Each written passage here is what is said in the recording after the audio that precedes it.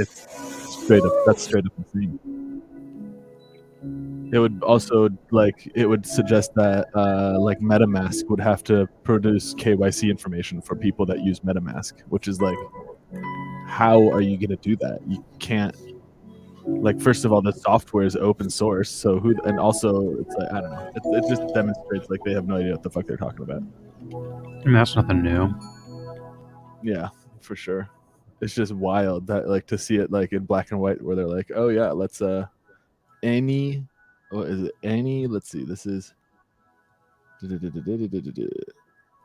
even Etherscan, like where you look up like the block explorer, that would be a broker in these guidelines. Let's see. Any operators, any website that communicates with a wallet is a broker. That's just crazy, but I don't know. So, what else do you expect? Like, they're so out of touch with crypto regulation. Yeah, it also applies to other digital assets such as non-fungible tokens. They would apply to so-called decentralized finance platforms, which use software to link crypto buyers and sellers directly rather than routing them through centralized exchanges. Now any application that links people to each other would be a broker. So literally just your wallet would be a broker. And under these like guidelines. Oof. Hard miss. It's also like most of this shit is outside the US. How the fuck do they expect to enforce any of that? Like, good luck. You have you also have like websites like I trade on GMX, for example. Like GMX is on like the server itself is hosted on IFPS. So there isn't even anyone you could go and tell them to shut it down. You can't shut that shit down. So I don't know what they expect. I don't know. Wild. What up, Black Fang? I'm ranting a little bit about what is this?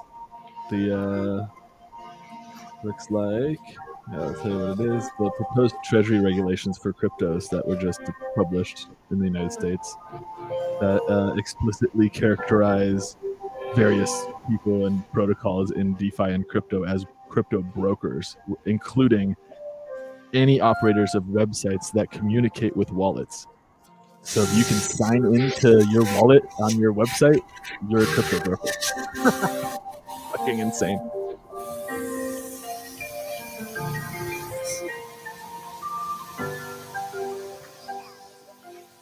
Oh, there's a new Fixion game? Right. Yeah, my ass as well. That's like, dude, like if you sign into like not even Atomichub. Atomichub maybe is a broker. They're trading stuff, sure. But if you sign into like Ultra Rare's website to read your comic book, that's not a fucking crypto broker. Like, I don't know. Insane. Yeah, crypto broke. I don't know. It's all nonsense. It demonstrates a massive lack of understanding, and they're absolutely not going to be able to enforce any of that. Even if Atomichub, or even if like, let's say Ultra Rare is categorized as a broker, they operate out of the UK. What the fuck is the SEC or the like Treasury going to do in the United States? And be like, oh, this is not allowed. Like, okay, use a VPN. I don't know. Crazy. I mean, obviously, if you live in the United States, follow the United States laws. But Jesus Christ, what a fucking shitstorm.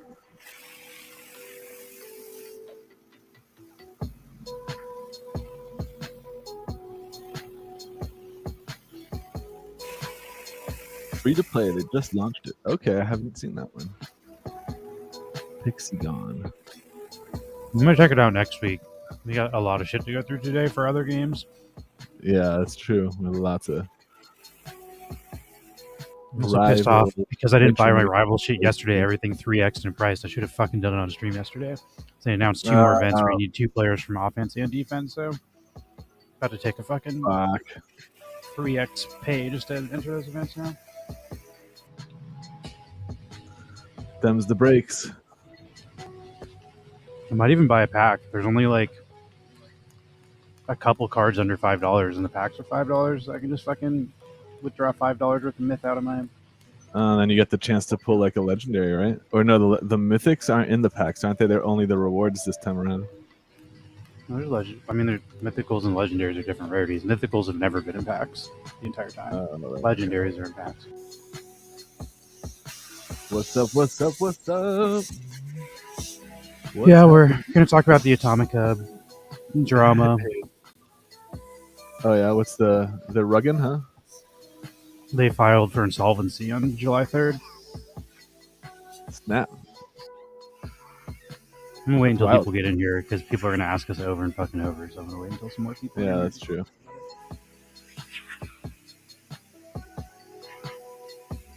I don't think it's like too long didn't read take is they might go bankrupt or whatever, but that doesn't mean they're going to stop running Atomichub. That just means pink.gg will fold as a company and they can start a new company and do the same shit if they wanted to, potentially. Yeah. It's like the easy way to wind down your operation, start over. But insolvency also doesn't mean they're going bankrupt. That just means, I don't know. We'll go over all this when we go over it. That means they have more debt than they have assets. Yeah. But technically, all we've been able to find is that they filed for insolvency. That's also like they're required to do that by the German government, and I guess like the German government now has to monitor their activity as a business. Yeah. The German government's actually relatively like crypto friendly as far as like, I mean, compared to what the US just published. But they actually have like the German government's like rules and regulation policies on cryptocurrencies actually like demonstrate an understanding of the space. At least it's not just like, oh, everything is a security. I mean, the other thing I'll say about this though is like, if Atomichub rug pulls, what are they rug pulling? They didn't sell anything to anybody ever. They never. Their product is a marketplace you could use. So if they just pop up a new marketplace under a different company, who are they rugging there? Like, no one's getting hurt besides the employees that got fired because they ran out of money.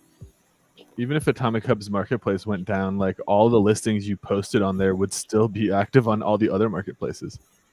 And it's not like the atomic standard that they wrote is going to like go away. The keys to those standards are multi-sig and shared across a couple of different participants in the space.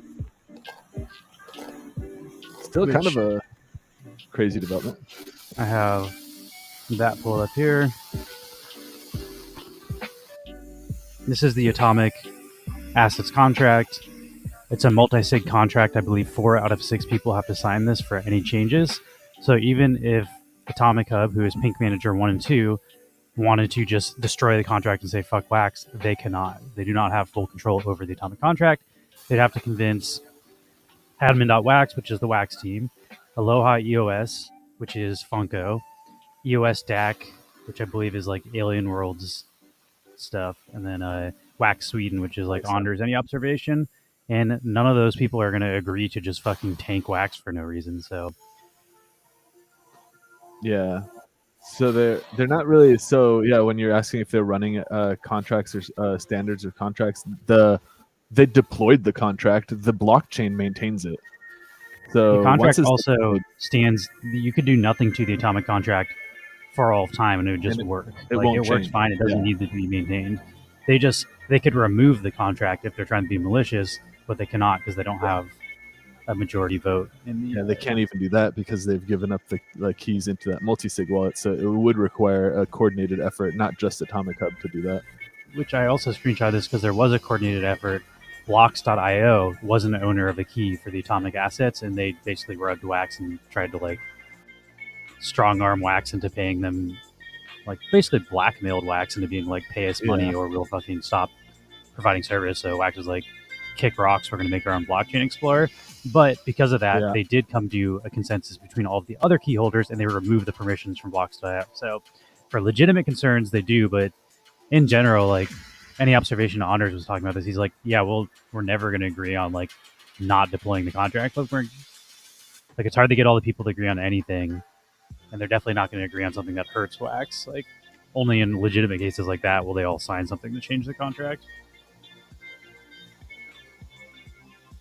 So I don't know. I wouldn't worry about the Atomic contract. Also, I got a bunch of shit pulled up here. It could mean something for their block producing side of their business. Like they might stop being block producers if they no longer can afford to do that. Jonah also posted today. Also wouldn't make sense, it wouldn't make sense, first of all, because they're getting paid to do that in a way that, covers the cost of doing it, or at least theoretically covers the cost. The only reason they would stop doing that is because they have to sell their assets because they're bankrupt. Like, exactly, there is a situation where they stop.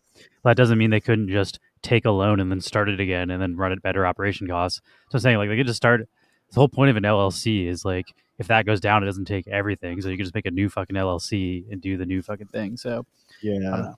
The whole, like, even if you just break down, LLC stands for Limit Liability Corporation or Company, and the whole point of structuring your business that way is to limit your personal liability to be separate from whatever the business is involved in.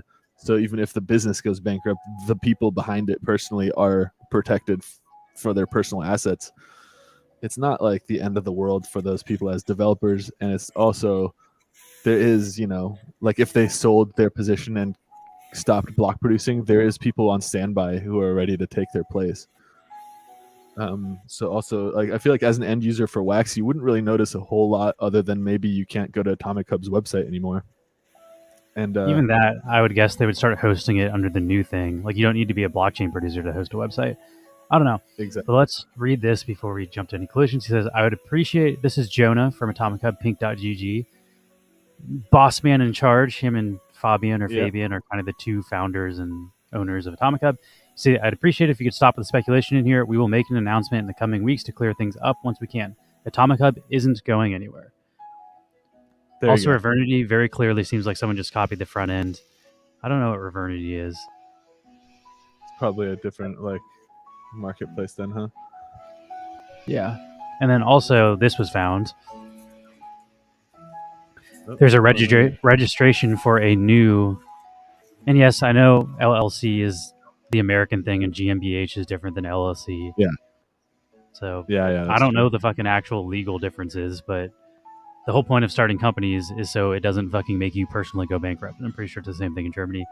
Anyway, all that aside, people found that there's a new company called Whispering Horizon GmbH that was registered to Jonah on August 17th, which was 1 week ago. And it had a 25,000, I think that's pounds, capital injection. So they've got $25,000 into a new business. So that's kind of going what I was saying. If Atomichub and pink.gg actually folds, they've already set up a new company that has $25,000.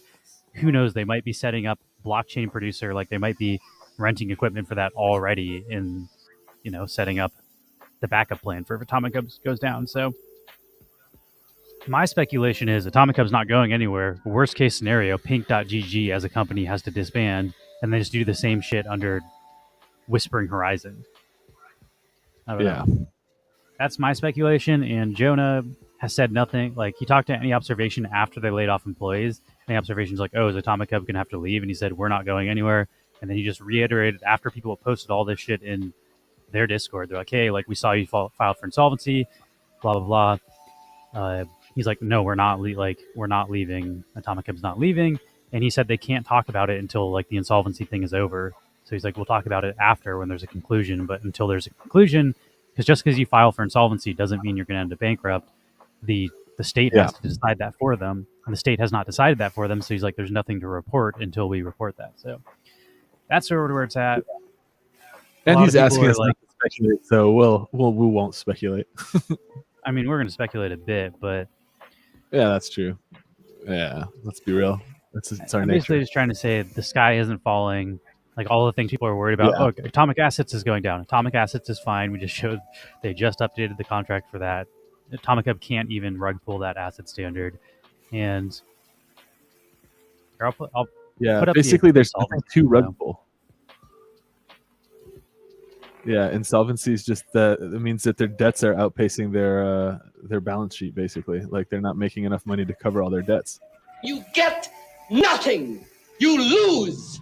Good day, sir. Yeah, this is which they have a link to the actual website if you want to check it out. It's all in German, but they translated it to English. I'm not going to take off the ADHD shit because you can't read this anyway. It says in the procedure for application D, pink.gg solutions GmbH That has their address. Fabian Kirsten Jonah Wilmson, Register Court, Munich District Court, Register, and there's a number, on opening insolvency proceedings against your own assets. Decision to secure debtor assets against adverse changes. Provisional insolvency administration will be ordered on July 3rd, 2023 at 2 p.m. The following are appointed as provisional insolvency administrator: lawyer Oliver Schartel, Herzog Heinrich Strabe. I don't know how they fucking say that. Max should be reading all this German shit. Anyway, that's like the person they're advising, putting in charge to decide like if they need to go bankrupt, from my understanding. In accordance with Section 21, insolvency order that the debtor's orders only be effective with the consent of the provisional insolvency administrator. This arrangement also includes the confiscation of outstanding debts. Remedies: the immediate complaint, hereinafter complaint, can be lodged against the decision. The complaint is within an emergency period of 2 weeks. The period begins with the announcement of the decision, or if this is not announced, with its delivery or with effective public. Trying to read like legal jargon that's been Google translated, it just sounds like nonsense. That's why I was trying to like in our Discord is like, I can't understand what the fuck this is saying. Like, even if I could understand legal jargon in English, it's hard to fucking understand. But yeah, this is, or with the effective public announcement recording on the internet. They keep saying like ins and then capital O, which I think is something that's just not translating correctly. The public announcement is sufficient to prove delivery to all parties involved, even if the INSO prescribes a special delivery in addition to it. Paragraph 3, INSO is considered to have affected as soon as 2 days or more. I don't know. This is all legal jargon, but I don't know. They're basically saying like they're being like, it is not legal to start a new company if it's insolvent. I don't know that that's illegal to start another business after one business fails. Like, why can't you start another business doing the same thing even though your first business failed? Why would that be illegal? I think maybe like mid-insolvency, like proceedings, maybe you can't. I'm not 100% sure, though, what the rule is in Germany. Yeah, I'm also not a lawyer, nor do I understand the law enough to really have a Yeah, we need Jeff. Where's Jeff? Basically, just because they filed for insolvency doesn't mean Atomichub is going to collapse. And then it also looks like they started a new company in case Atomichub does collapse. So I'm not super worried about it personally. Like, obviously, this is not good news. It's not good news that the biggest marketplace on Wax is potentially going bankrupt. Like, that's just a bad sign for the Wax ecosystem. But I don't think it means either Atomichub will be gone forever or that Wax is dying in any way. Like, I don't know. Wax will be fine. I will say that it's not good because, like, if Atomichub actually does go down, like NFT Hive, Ben has already said they can't, their servers cannot handle the flow that goes through Atomichub. Like, so few people use NFT Hive, they don't have the servers to operate. Like, if Atomichub just went down and all the traffic went to NFT Hive, the website would crash immediately. So, like, just because there are other marketplaces on Wax, it doesn't mean they can handle the workload, like the amount of people that are using Atomichub, because Atomichub has so many more people using it. So yes, there are backup marketplaces, but they won't necessarily be able to handle what Atomichub did, and then they'll have to buy more servers, and then they might go out of business just like Atomichub did. So it doesn't solve the problem of what was happening. Any observation was also saying the operational procedure over at Atomichub was that they don't actually own their own servers. They were doing like cloud servers, so they were able to scale up very aggressively, but it's also why it's so expensive. Yeah. So I don't know. It's a double sword. Like, making it scalable isn't like a trivial problem. I don't know if you pay attention to like the crypto space in general, but scalability for Bitcoin has been at the center of every fucking like major like decision and major fork since Bitcoin Cash forked off in like 2016, 17. Scalability is the reason why we have all these layer twos. The reason why not everyone just uses Ethereum is because it doesn't fucking scale. Like, you can't operate everything on Ethereum's mainnet at scale. So you have to roll it up. You come up with all these solutions to scale. It's not like a new problem. Scaling something to, mass adoption is absolutely the challenge of the decentralized space when it comes to crypto in general. So It's a very standard kind of like issue to have here. They might have to shut it down temporarily, but they can't force them to delete the code for Atomic. Like, they can launch another Atomichub website after it shuts down, is my point. Like all that is just temporary. Like, they're hosting it on servers they don't own, so they stop paying that fee. They take down Atomichub, and then with their new company, they start paying to host it on new servers. Like, I don't see why that would be like the death of Atomichub forever. Like, yeah, it might temporarily go down, but they can't force them to delete all of the code that they wrote for it, like the front end code. Like, you can't, like, I don't know, you can't liquidate the code, which is what it is. It's a website. Force them to liquidate their Wax holdings, which could temporarily be pretty aggressive sell pressure on the Wax token price, depending on how much Wax they actually own. Oh, he's saying someone would buy it before it disappears. So that's in favor of Atomichub's not going anywhere, which I also agree. Like, they make pretty good money. I would say, if anything, like, it kind of blew my mind when I learned that like Jonah and Fabian were like 23 or 24 a couple of years ago. Like, these are young guys.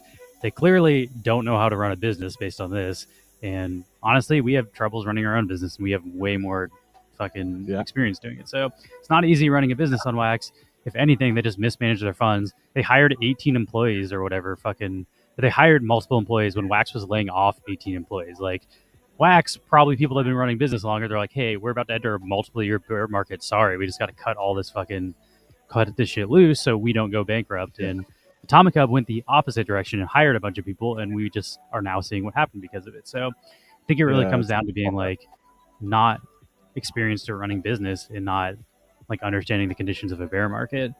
But I don't think that means Atomichub's gonna be gone forever. Also, even if they pink.gg has to go bankrupt or whatever, like, I think they'll start a new one and then they'll do better this time because they learn from their mistakes. Like, but it does not sound like they're going to just leave the space forever if Atomichub closes. Like, that's the one thing that he keeps saying is not going to happen. So that I'm not super worried about.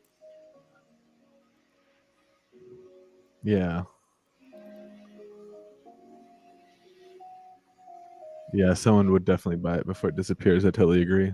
There's money to be made. If you can run it more cost effectively, that's definitely not a bad thing to one own. thing is, if you own your own servers, it sounds like you could run it way more cost effectively. Like, if someone just was willing to, on the front end, pay for the infrastructure, then they could capitalize on the money they were already making. And Atomichub makes money. Like, the amount of money they make for 2% of all Wax sales is not a lot of money. Like, their overhead was too high, clearly. There's ways to lower their overhead, which they're already doing by laying off most of their staff.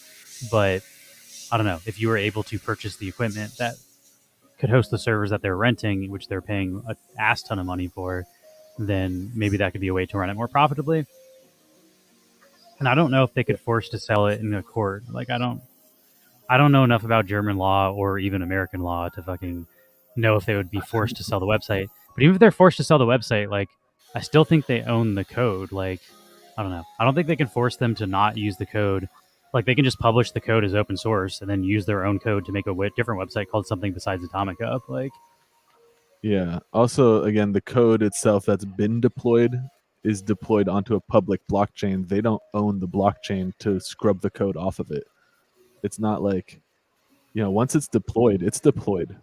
Like, especially now with the multi-sig wallet. Obviously, if they were the only owners of it, then yeah, there might be that risk. But even then, like Lewis said, there's no reason to scrub that code. It's not like you can liquidate it and pull money out of it in some way. So yeah, we'll have to see how this develops. But like Jonah said, I think they're gonna give us a little bit more transparency once they're not. Jonah also does not seem to be super worried that even like Atomichub is going away, and I would assume he knows more about this than we do as the person who's working directly with insolvency agencies. So like, maybe they can liquidate some shit. Like, maybe they have a bunch of liquid Wax chilling and they can sell it and pay off their debts. Like, maybe, I don't know. I don't know how it works. I don't know what's going on in the background, but if Jonah says they're sticking around, I assume they're going to stick around. Like, I don't know what he has to benefit from lying about that, especially if he is just going to abandon the space and he's not rug pulling anything. Then, like, why wouldn't he just be honest about that? But we won't know until we get more information from them. All we have is legal documents written in German and, like, speculation from the community. And if I'm going to be honest, a lot of the people speculating in the community are very anti-Wax and angry and upset at Wax right now. So I feel like they want to see the world burn. That's for sure. Also, a lot of the speculators in general on Wax are very quick to cry that the sky is falling when they don't like 10x in 2 days or something, So it's definitely a interesting space to make an announcement in, especially an announcement that's a little ambiguous like this one, where like it's not super clear what It it wasn't even means. an announcement. It's somebody digging up this insolvency record off a German website and then just posting it everywhere, and then people jumping to conclusions based on that. Like Atomichub never even announced that insolvency was happening. Yeah. He had to respond to all of these. That could straight up just be a background thing that if no one had posted this, you might have never even known this was going on. Like, as far as like the day-to-day operations might not even cease. I will say that this is the weirdest part of it all, is that Jonah, head of Atomichub, seems to have on the August 17th started a new company with 25,000 pounds. So that is like, that makes me think Pink.gg might be in trouble, because why are you starting a new company like in the middle of your current company looking like it might go bankrupt? But yeah, 25,000 pounds is also nothing when it comes to when it comes to starting a company the size of Atomichub. Like, I mean, that's more than we put into our company. That's for damn sure, but it's not that much money. Like, and I was saying, personally, he still has money and the ability to start a new company, so I wouldn't.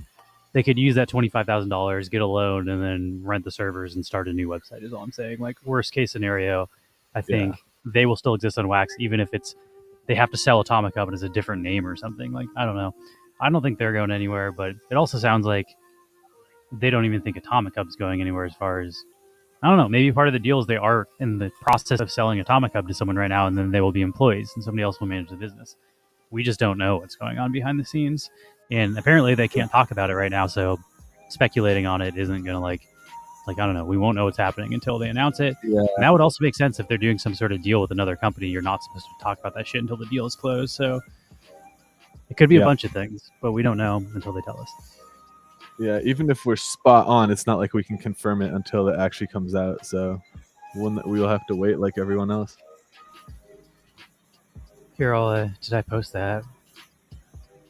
He said, "We can't speak about the process while it's ongoing. We will speak about it as soon as we can, which will likely be in a couple of weeks. People want to speculate. I can't stop them." That's what Jonah said. Yep. Elon bought it. He's going to turn Atomichub into X Marketplace. X Marketplace. You're going to have to pay with Dogecoin for everything now. I hate that like the new links for Twitter are now X. It's just like, God, I do not like that rebranding. It's like, it's also so fucking dumb. Like, Twitter had such big brand name presence in the space for social media. Like, hey, let's just take away the thing that everybody identifies as like one of the biggest social media. And straight up, the word tweet or tweet it is like a verb at this point in like popular culture. Like, what are you now going to exit? Yeah, I fucking X. Yeah, X me that, yo. I don't know. Sounds pornographic if I'm going to be fucking honest. Like I would assume. It sounds like an adults only kind of website. Go to x.com, baby. No. I'm sure we're going to get a bunch of questions throughout the stream. Let's tell people to rewatch the beginning 20 minutes of this, but too long, didn't read, is Atomichub seems to have filed, or Pink.gg seems to have filed for insolvency. That doesn't necessarily mean they'll go bankrupt, and Jonah said that Atomichub is not going anywhere. That's all the information we have. Yeah, that's the facts that we can go off of, and then there's really no point in speculating beyond that, because it is a very like behind closed doors kind of concept that really shouldn't have come out at all. Like, the reason that it was found is because people are digging deep into like public records. I will say the Wax community is fucking nuts for like. Yeah, I remember too. We found like Axis Zero is owned by Wax. Like, when there's an Axis Zero website, you couldn't find anything. But then they found the trademark from Veronica, I forget what it's called, Holdings, which is like the parent company that trademarked Wax, also trademarked Axis Zero. But it's like, who the fuck is like patent trolling, like looking on fucking trademark websites to find this shit? People are nuts, but yeah, I don't know. I would say it's definitely not good news. Like, there's no way this can be perceived as good news, but I also don't think it's like the sky is falling bad news, which was a bunch of people's immediate conclusion is like, well, put a bow on it. Wax is done. Like, Atomichub is going bankrupt. Over, man. Nobody will be able to buy anything anymore on atomic asset standards, going down with them. Like, I don't know. People jump to like the craziest immediate conclusions. But yeah, I do agree it's startling news, and it's something that is not a good sign for the Wax ecosystem. For waxspotpink.gg, I would say, like, I don't want to be too negative, but Wax is also not very good at managing shit. Like, I would not want Wax to manage Atomichub. It's more likely to suck if they're working on it, but it would probably stay up as far as like the website wouldn't go down. Also, I don't know. It's not the worst idea. I feel like they actually built a pretty functional marketplace that people use, whereas like the VRL market that Wax built is basically just kind of like a passion project. That's why I don't want them managing Atomichub. Yeah, yeah. I guess as long as they're paying Jonah and Fabian, then it'll be fine. But if they like fire them and hire their own employees, then Atomichub is actually fucked, in my opinion. Yeah. I don't know if Jonah and Fabian should be running a business, but they're clearly like very good at coding, and like they built the shit that all of Wax runs on. So like I would say they're visionaries in that sense, but like sometimes those people aren't the people that should be like the CEO making the financial decisions for a company. Like just like Steve Jobs and that other, what is it, like Steve Wozniak or whatever. Like the one dude was like a fucking wasn't the business guy. He was a coding genius, but like Apple would not be what Apple was without Steve Jobs. You need like a little bit of both. So maybe what Atomichub is missing their fucking Steve Jobs, and they just have a bunch of Wozniaks. But again, I don't know what's going on. That would actually be sick if Funko bought it. Tokenhead is also Funko's making a ton of money. They're probably the most profitable people on Wax right now. So I would feel more comfortable if they bought it than Wax, because I feel like I'd be stoked. Yeah, in my experience, Wax is good at hemorrhaging money out of all of their projects. Like hearing just a guy explain how much money they lost on Axis Zero, just like, holy shit, you guys should not be developing anything. Like you are completely mismanaging all of this. Why don't you just? It's like, honestly, just take that same amount of money and buy a functional product that's already built. Stop trying to fucking build shit you don't know how to build.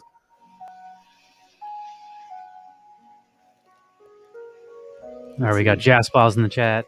Competing marketplace. I wonder if, I don't know, would you be happy if Atomichub went down? Do you think Chain Champs would get more, or would that just break your website? Can you handle that kind of throughput? I would assume no. Why would he be hosting all these servers for traffic he doesn't have? Or can you scale quickly enough to accommodate it? Is, I guess, the let me read this comment. So when we talk about code, IP, and trademarks and open source stuff, there's a lot of interesting history to what can happen when someone else acquires companies. Like companies can take an otherwise open source project and then close source it, which would still leave all the prior code publicly available and usable, would revoke the usage of the trademarks associated with it, at least based on US and California law. That's interesting. That's also, they're not under US and California jurisdiction, though, so I don't know if it's the same for German law. In Deutschland. Oh, I have other news that I wanted to show off. I fucking typed a short essay to Lucas. I told you guys after stream yesterday, I was like, hey, like, I'm in, like, Wax should check out fucking Oasis. I don't know if they listen to me, blah, blah, blah. Yeah, I remember that. Lewis rants, they happen all the time. But here's our update from on the scene from Lucas. He says, cool, I'll take a look at Oasis, spelled wrong, but he read my message and he said he'd take a look at it. So, you know, that's more than I got back from Larcy when I was like, hey, can you check this out? And just like, I think Larcy tried, but probably isn't as like, I don't know. She's probably like some random person in the community said to look at this, and they're just like, yeah, okay. Also, don't know if she like brought the conviction to my argument of why. Like, I typed an essay to Lucas. I was like, hey, like, check it out. These are their partners. Not only are these their partners, Sega and friggin' Bandai Namco are already building. Like, this isn't just like slap their name on it and they're going to just launch shit somewhere else. Like, they are actively building projects on this chain. Sega and Bandai Namco have both launched a partnered project, and Sega Square Enix. I don't know if Square Enix has launched anything yet, though. But they're building, and they're block producers on Oasis. Yeah, which is like, that's my point, though, is like you could just say someone's a block producer and then they're not building anything. Like Sega is technically a partner with Sega's a partner with Mythical, and guess what? Sega's released on Mythical, nothing. They went and released their shit on fucking other blockchains. So my point is, like, you can try to partner with people to make yourself look good, but this isn't just that, because they're actually, these two major game developers are already developing games on chain, including Sega with that trading card game, which is a huge property in Japan, and like they're building that on chain. So that fucking game, dude. That game looks cool as hell. So I was like, check this out. And there's also like, yeah, just like they partnered with all these people as validators or whatever. So like if y'all can get in there and then build a bridge, it's like gamers are going to go where the games are. As you can see at Wax, we don't have gamers because we have jack shit for games. Like you need to build good games to get the gamers into it. And guess what's happening over at Oasis? Like 5 AAA developers are now trying to like develop games over there. So if you want to know where the gamers are going to end up, it's going to be where the fucking games are. And it's not Wax right now. So if you want to onboard people to Wax, get our shit over there and then let them bridge it back over here. Like that's right. This is the way. Hell yeah. So I agree with that too. And here Angela Merkel would say, "Wir schaffen das." That's where we'll make it. We're going to make it. It's like the WAGB of the German. By the Munich local court, Provisional Insolvency Administration has been ordered an aspect of the assets of the company and has been determined that the dispositions by the debtor shall only be effective with consent. Yeah, that's what we were talking about earlier. They have like an agent advising them now and like going over, but we don't know what that person's decision is yet. Like there is no final decision on whether or not they're going to go through it. But they are like, there's an insolvency administrator is now assigned to them and they have to like do all their business through them to decide if they're going to go bankrupt or not. That's how I understand it. But like until that happens, we don't have any news. Like it's just speculation. Yeah. So I don't know. I think we're going to move on from this. There's nothing else we could really talk about besides speculate heavily. Yeah, we beat this one dead. But I do think it's worth going over. That's pretty large news and also Wax drama. And that's we follow some Wax drama. I'm going to do Rivals next. I'm going to post in Rivals that I'm live.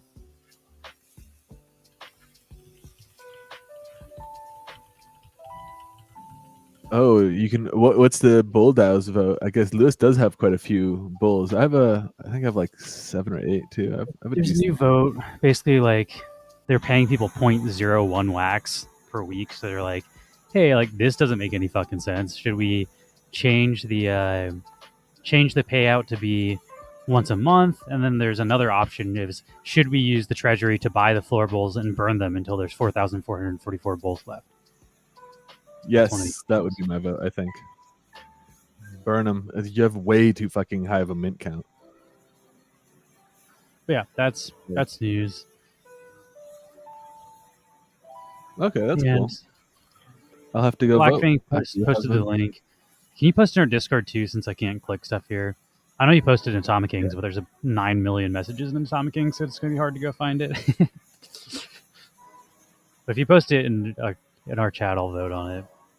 I also need to redeem or like clear my RAM from the previous votes. All right, let me get rid of this ADHD shit while we look at Rivals. Yeah, I did some the fun floor short just signs. Went up a bunch. It was like, I don't know, it's not up that much. It's like there was stuff for 6 to 8 wax, and now it's 15 for the cheapest. I don't know. That's like 3x pretty much. But I don't know. 435 being the cheapest one, like I might just open a pack. So for $5, I can open a pack, and I could get something higher than a rare. Also, like I don't want these guys. Like I'm not going to replace my running back. But that's also the problem with opening a pack is if I get a running back, then it's like I guess I'm using this running back because I paid $5 for it, or I sell for a loss immediately. Those are your two options. So I don't know. I have horrible luck with the packs. Every time I bought a pack, it just absolutely boned me. So I feel like I could pay $5 and then guarantee an offensive lineman, which is what I want. But what I think I'm going to do first... I opened a legendary from my packs. I did pretty good with my packs. But yeah, every time after that, I got fucked. I would have been better off buying The good news is you can get a blueprint for 34 cents. So I sort of think this is the route I'm going to try to go. I'm frugal, so I don't know. This is way less. I have the in-game currency to upgrade stuff. I just need to find the base cards. So what I'm probably going to do first is play to see what I can get for the base cards. We went over this already. Kind of. I mean, I showed that he created that with 25,000 pounds. I don't know what it means, but I think it means if Pink.gg goes out of business, they're going to use that as a backup. That's my speculation, but I don't fucking know. Like, only Jonah knows, or Fabian. Or wait, Ember Flare, I think is that different than what I showed? Because he said that was not them. He said Ember Flare is like a new marketplace trying to pop up, and he said they put Fabian's name on it, but it has nothing to do with them. Yeah, that's what I read too. Like it's just a copy paste of their code and not affiliated with them, is what I heard. but I didn't do a proper DD on that. DD for due diligence. I got that mixed up with the other company. But who knows? Maybe this other company, the Whisper Cloud shit, is also not them and somebody just using their name. So I don't really know. Again, we just got to friggin' wait until they give us an update because we don't know until they tell us. He said also Revernity very. Is that what you're talking about? No, Ember Flare or something different. I don't know what the fuck. No, Ember Flare. Yeah, I don't know. Because he talked about Revernity, but is that different than Ember Flare? Oh, okay. Ember Flare is something else, is what Jaspos is saying. Okay, yeah, Revernity is the knockoff. Okay. So there's a lot of different shit going on here. Ember Flare is the same thing as Whisper, whatever. Because Whispering Horizon was established by Jonah, and then Ember Flare on the same day was established by Fabian. So I don't know. And he also said he can't talk about it until it's over. So we're not going to get any more information about this until Atomichub posts about it. So yeah, we'll have to wait till the fat lady sings. Get it from the horse's mouth. I see that they registered it, and I see that his name's on it. I'm not disputing that. But what do you want me to say about it? I don't know until they tell us what it is. And he said he won't talk about it for several weeks. So we can speculate all we want, but we don't fucking know. My speculation, which I already said, is that if pink.gg goes bankrupt, they're going to start new companies with these new names. Whether that's true or not, we won't know for several weeks, but that is my speculation. Yeah, exactly. There you go. Speculation is those are going to be the shell companies that I don't know. Yeah, it's hard to say what all this is actually means, and ultimately, pink.gg isn't bankrupt. I mean, they're exploring insolvency potentials, is what like the news is effectively. Well, I'm going to play NFL Rivals because we're beating a dead horse here. We don't know what's going on there, and yeah, exactly. Speculate about it all day. I got to pull my Rivals here. Somebody else asked, how does this affect Wax Pete? We don't know because we don't know what's happening yet. It could not affect it at all. Atomichub could still be a website owned by pink.gg and not go out of business. So we don't fucking know.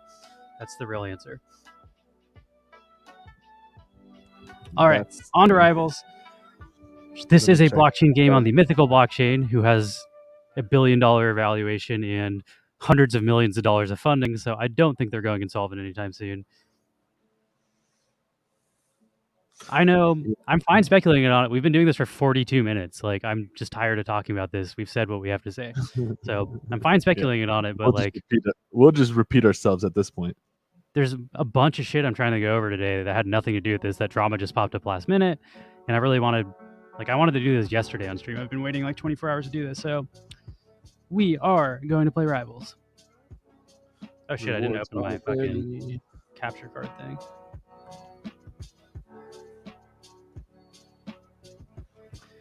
Yeah, Rivals is a NFL and NFLPA licensed game on the Mythical blockchain. It is mobile. It is free to play. Let me turn off the music and turn this on. All right, $4.99. I might just buy one of these packs too. Fuck it. Let's see how I do. I was trying really hard not to, but first I'm going to do...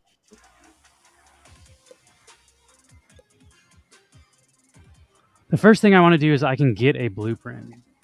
God, they fucked me by announcing these events in between today and yesterday. Which, to be fair, I would not have bought 4 cards. I would have bought 1, so I'd still be shit out of luck on the other 3 you need to buy. Yeah. So I'm going to just buy 1 card so I can get into the current event. That's the other thing, is once I get into this current event, that'll unlock a second card, and that will be 2 out of 4 that I have. So I might wait until that to see what I have before YOLOing into the new ones. So if I buy an offensive card and get a second offensive card, then I don't need a third one. So if I buy 2 offensive cards, I'm buying an extra card. So my strategy is probably going to be to wait. The pack to scoop would be the kickoff starter bundle, correct? Just so I don't buy the wrong thing here. It says it's the one that's 67% off. It's $5. Fuck it. I believe it gives you a blueprint. Yeah, a blueprint and a rare guarantee. So that's actually like 2 NFTs. Yeah. That's actually not a bad deal at all. Yeah, that's not bad at all. I'm going to show you what I'm going to do first, which is if you look at the solo thing, there's this new thing called Power Playoffs Kickoff. Complete to earn a blueprint pack and conditioning points. So you can earn a blueprint pack for free now by using these Rivals tickets. And the way you get the Rivals tickets... Look what I pulled. The guy and his blueprint. Yeah, the guy and then the same blueprint for the guy. But LB, that's not a terrible position. If you go to the kickoff rewards, like they have season rewards now, and this is for the kickoff season, you can get these arena tickets that give you the blueprints for free to play just by grinding. And there's 4 of them throughout the season. So you're able to unlock 4 blueprints for free this season. All you have to do is complete your daily tasks, which you can see here. And this is just like a... it's like every game that has their daily tasks that you can compete to unlock stuff. Like today, I just need to complete 5 rushing plays, win 1 game by passing only, win 75 solo games. So pretty easy to do that. Let's warm up with the League game. League is actually like harder than friggin'...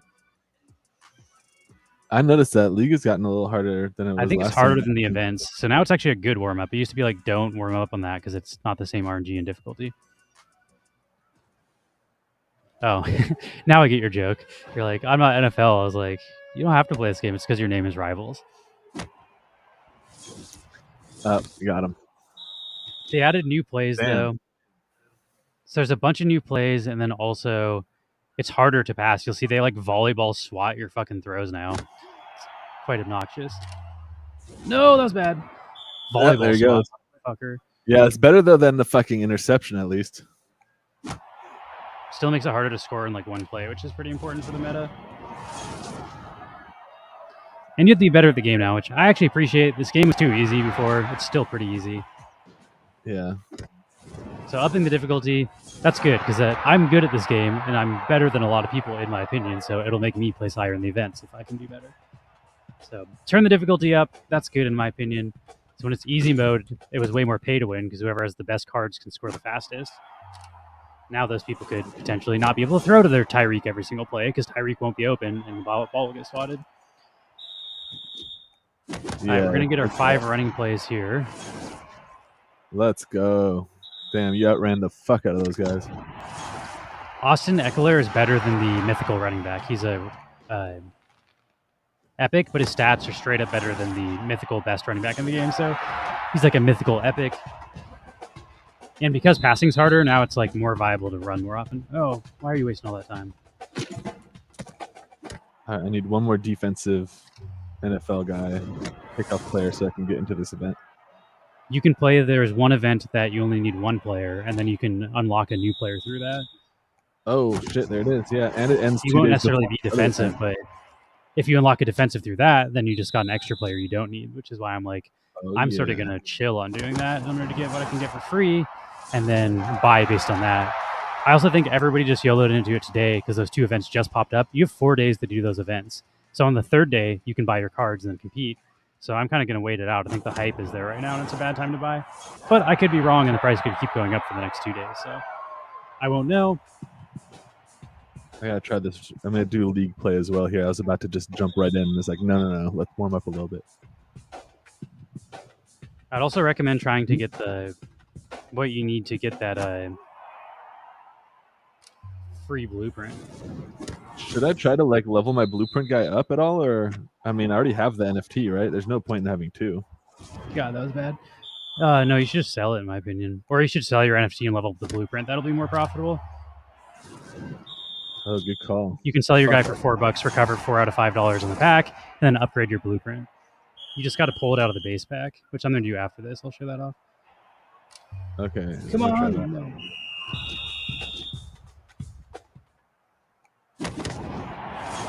My runner's pretty fucking quick, too. I'm using Deander's Swift. That's not bad. Swift is solid. He was going to be on the backup until they release Eckler. The reason Eckler is so much better is he has like 70 more endurance or something. Endurance is how far you can run quickly. Yeah. So he's much more viable for scoring in one play. Which is sort of the meta, how fast you can score in this game. Like passing to my running back is better than passing to my wide receivers much of the time because he can run farther and faster. Yeah, because he just keeps fucking going. He's like the Energizer Bunny. Just when you think he's about to stop, he goes.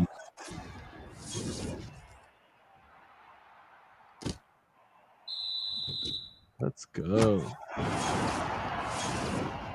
All right, that's 140-0. Too bad that wasn't an event game. That'd be an amazing score, but fuck you.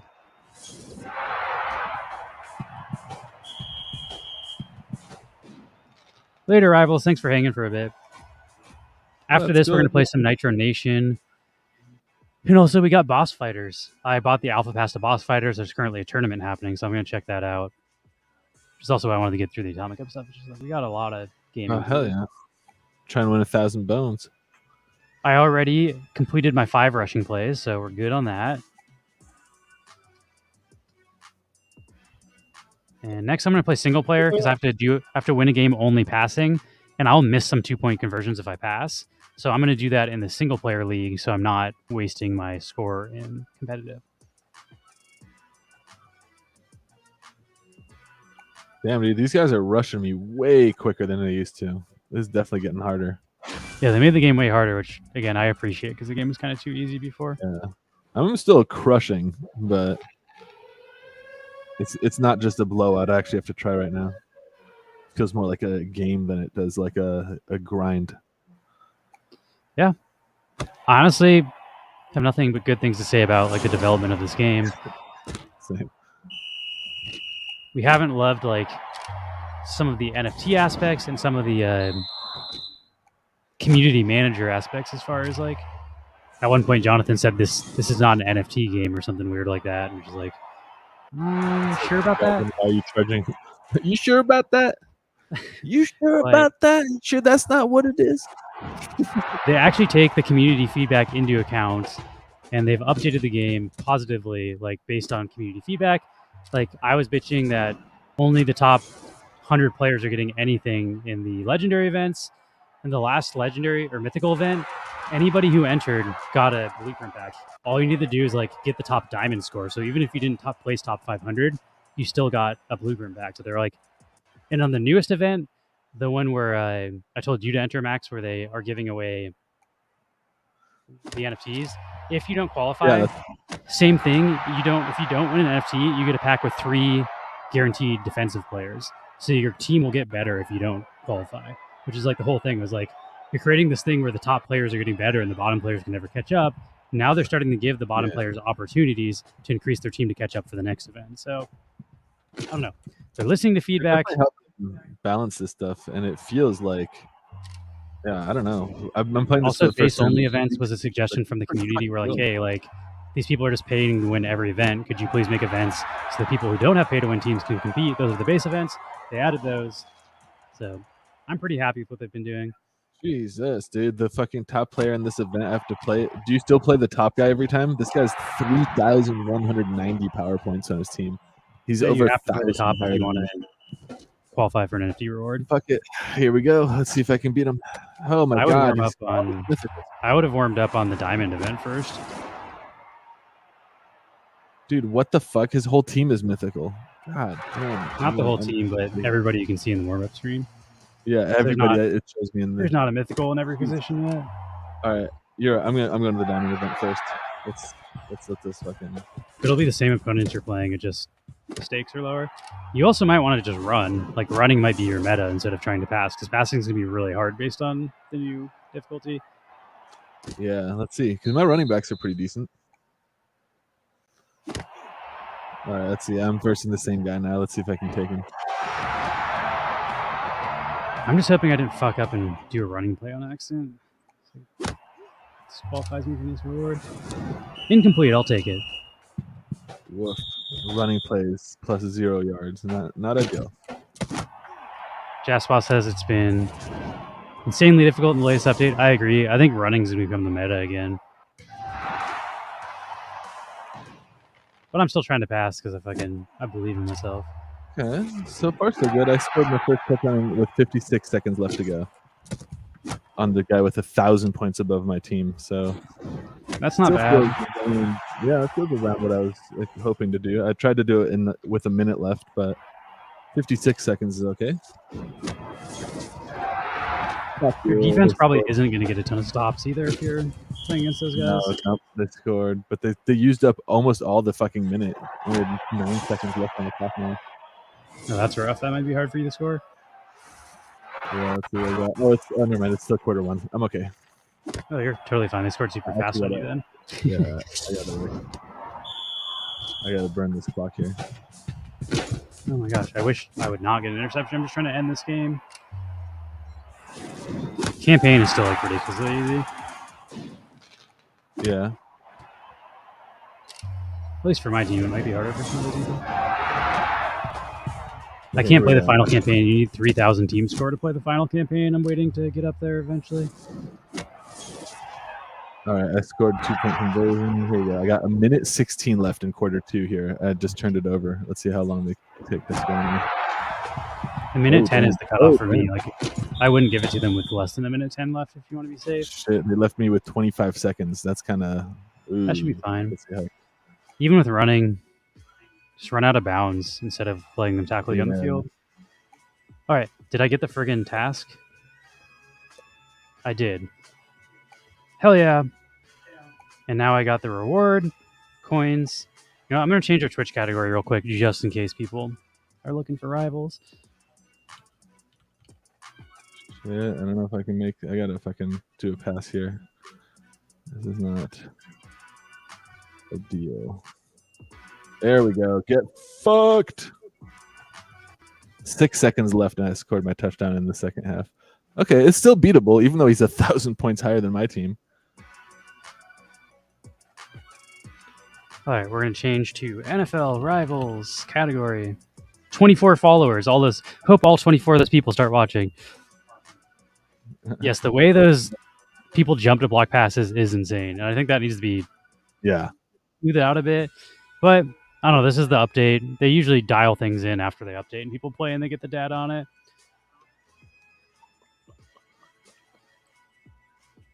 This is definitely like hard. I'm not going to win by a lot. So I'm going to try this new. It costs a ticket, and then I can get a blueprint back. So let's see. I've never seen this. Okay, so it's just a playoff. Fucking, I need 1, 2, 3. Okay, perfect. I have 4 energy. I have just enough to power through this. Also, that's really low energy, so you should be able to beat this easily. Losing in this would be devastating because then you don't get the blueprint back, I don't think.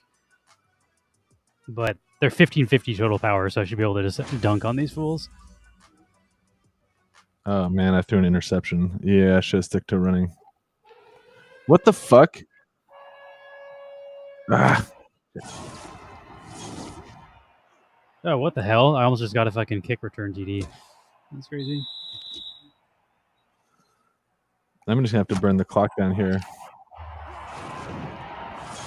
Are you still in the diamond event? Yeah, I am. It's 4th down now, and I'm down by 4 points with 50 seconds left on the 4th quarter. So I gotta drain the clock. I will also say, I used to say tight ends were totally useless. Tight ends are now no longer useless. Tight ends actually are open when your wide receivers are not. Oh, fuck, that was bad.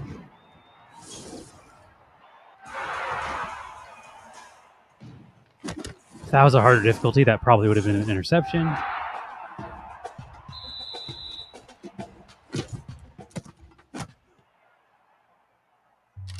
What's like a safe amount of time to turn it over on the 4th quarter? 110 is what I would say. Sometimes I'll gamble at a minute, but even a minute, sometimes I score and fuck me over. Even at 110, sometimes I'll fuck you over. What's the safe amount of time for me to score so that they don't have enough time 10 to score? seconds. 10, okay. The clock turns red at 10 seconds. That's what I wait for. Yeah. Okay. Let's see if I can do it. 4 seconds. Let's see. There's no also not doing that at all for the people watching me because this team is 1,600 power, so like they're more likely to punt it or throw an interception than they are to score. If I give them the ball back with like 30 seconds left.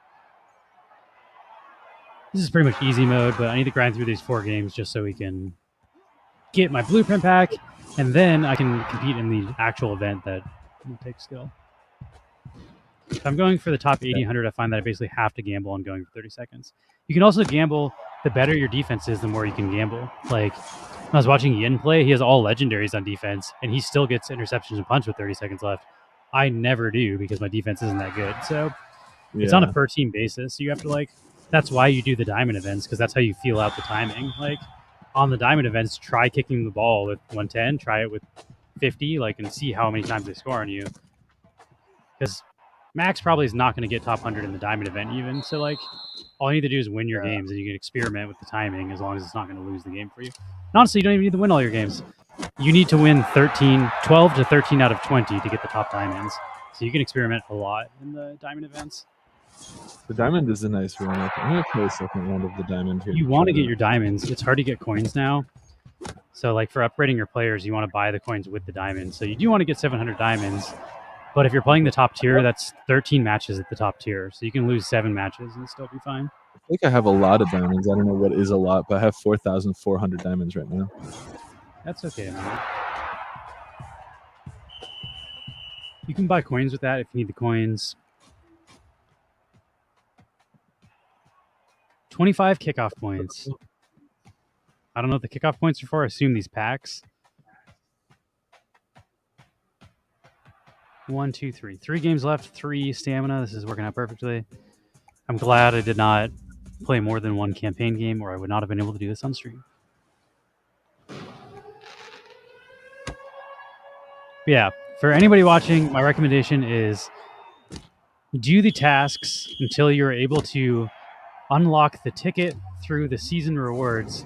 The ticket gets you into this campaign, and then this campaign, if you win it, gives you a free blueprint, like free-to-play blueprint.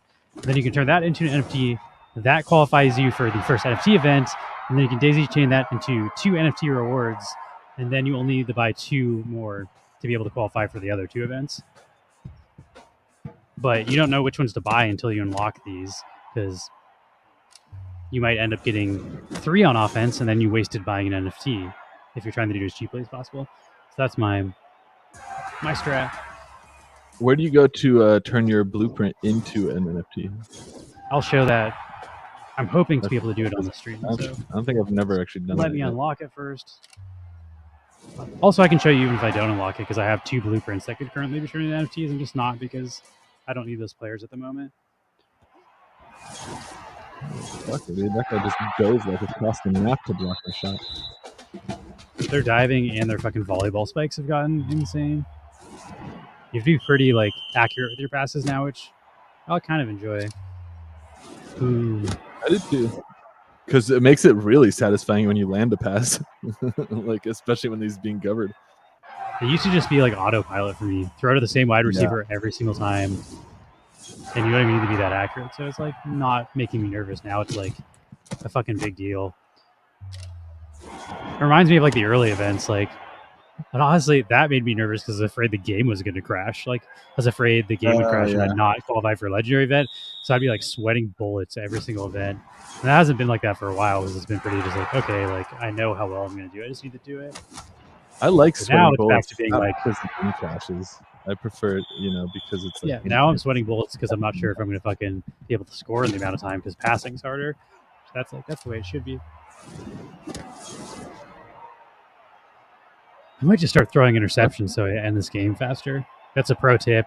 If you're playing the campaign and you just like are tired because it's taking too long because you're winning by 60 points every time, just throw interceptions over and over and it kills the clock faster.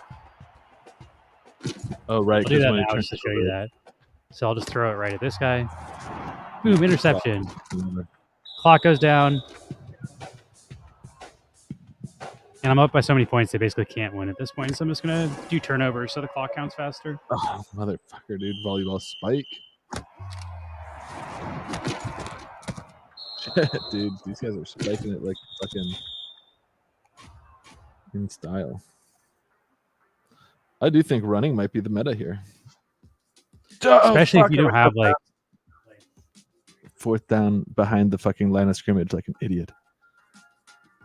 Especially if you don't have like a really good quarterback and wide receiver. If you're rocking like Tyreek and have like a legendary quarterback, you can still probably pass. But like for people rocking all rares, I would probably suggest running. Yeah, I have an epic running back, and he kind of is definitely still meta right now. Like I'm getting like 20 to 30 yards each running play here, so I'm definitely getting a first down every time I run. I think Swift is definitely a viable running back. He's probably here to suggest because I think Eckler is priced like insane because everybody's aware of that. That's like, I usually follow your recommendation. You know this shit fucking really well. I haven't checked all the players in the new packs though, but the new packs everybody's going to be more expensive right now because they're gatekeeping the new events with the new players. So If you're just trying to build the best team and not enter the events, it's going to be cheaper to buy the older sets. All right, I might start throwing interceptions after this. I'm up by fucking 24 points in the first quarter. Yeah, the Lions are getting stomped. You know, I'm going to throw... The way you can not get scored on is like by going all the way up here and then throwing an interception, because then they're more likely to punt it. And then you can just... There we go. They punted it to me, and I'll just do the same thing again until the game ends. Oh, I just did the Jaspas gamble of turning it over with 30 seconds left, but they just ran the clock out and back. So no big deal. Sometimes when your team is worse, you can actually give them less time because they score faster. There is a weird in between where if your team's pretty good, it just slows them down from scoring. But if you have like no players, they score in like 15 seconds every time, so you can actually give them the ball back with way less time. All right, that's 2 for 2 on the Diamonds event so far. I'm gonna do my first round here on the what's this event called? The kickoff rewards. Well, if I'm just purposely throwing interceptions, and then my guy intercepted, I gained yards on throwing that interception. That's how you know you're fucking on fire. Okay, I'm playing against teams with like 1,000 less points than me, which is why I'm doing this. Like, you really don't need to worry about. I could easily just score there. I'm gonna throw another interception because fuck it, I just want this game to be faster. I'm just doing running plays here. I'm a chicken. I think it's not a bad idea to be safe. Yeah. You at least want to try to get the blueprint reward, because you might not get the NFT reward if you're not doing big enough point spreads. But now, like top 500, I think, get the blueprint reward, so you should at least get that. Yeah, I'm just gonna keep running during this event just because my running plays are crushing it. Like, it's reliably I can score running. About you'll probably be able to get plus 12 every time, which I think plus 12 is still fine for qualifying. We'll see, especially because it's harder. Less people are going to be getting higher score spreads. All right, is this the Super Bowl? Hell yeah, I should get my blueprint after this, and then we can try to rip the base player out of packs. And if I don't, you can see me cry about it. Either way, if I don't, then I'm gonna have to start buying some shit out of the fucking marketplace. I have enough to buy this stuff out of the marketplace. I'm real frugal. I'm trying to do this as cheap as possible. Dude, I just did a dive play. I didn't even control my guy. I just mashed the fucking run button and I ran through their whole defense. I do that. I used to do that to grind the campaign because it's the best way to get coins. It's so easy that I would play with one hand while like playing Overwatch, and I just tap the sprint button, and I don't actually like control my player when consistently doing that. That's not bad. Here we go. And I got 48 seconds left in the quarter two to put out in front here. I haven't been playing the campaign as much though since they changed it to like they changed the way the campaign works. I feel like they made it less fun to grind for some reason. Boom. I really want the tier 3 campaign because I think it earns you the most coins. And I feel like I would play it more if I was earning higher coins per game. Oh, I didn't even have to go out of bounds. I'm trying to actually bring this back in. This game is like 90% clock control. Yeah, it's definitely. Like, I didn't realize how important clock control was in football until I started playing this game. It's important in real football too. It's mostly fourth quarter that the clock control becomes important. That's also why they like. You don't really watch football, but like, if your team's winning, they'll just kneel it out at the end. Because if you take a knee, then the clock keeps counting down, and if they have no timeouts on the other team, they'll just sit there and let the clock run out until the game's over. Yeah. And like, if you're up in the fourth quarter, IRL, you do run too. Like, instead of passing, you see teams start to run more because the clock goes down. Because if you miss a pass, the clock does not count down. So like, that is real life and full strategy too. On a run. Jesus Christ! Or on a pass. Empty field. This is like versus a team with 1,000 less power than me. I had 1,000 more. They have 1,000 more power than me, and I just did I turned it over, and they did a 7-yard punt return, which is like, what? 7 yards? They're so much higher than me. How are they so weak? Punt or kick return? Kick return, yeah. 7 yards is like nothing. I punted average like 27 to 30. Punting is insane. Like, I don't know why anybody would punt in this game. Yeah, I feel like the people who play in this game are computers. Yeah, you're doing it wrong. You should always go for fucking first point conversion or first down conversion on fourth down. Because if you punt it, they're just going to score on you anyway, most likely, if they're higher power than you. So you might as well go for the glory. In Madden, I feel like there's actually a chance that you can stop them on defense more so than this game where you can't control the defense. So I understand punting and like field goals in Madden, but this game it's like you might as well just fucking go. It's not that hard to get a first down. Is it possible to return your own punt or no? Only if they fumble. If you pick up your own punt, the ball is down on their team where you touch the ball. So like if they don't touch it and it's like they start wherever you grab it. The only way you can get it is if they try to catch it and it bounces off of them. That's like fair ball, and if you grab it, it's your ball. But if they don't touch the ball, then it's just down wherever you. Also, if you kick it out of bounds. On a kickoff, if you kick it out of bounds, it's a penalty. On a punt, if you kick it out of bounds, they start where the ball lands out of bounds. I always kick off out of bounds in Madden. I try to like kick it in the corner, and the wind fucking blows the ball in the wrong direction. All right, let's see. Did I get my pack?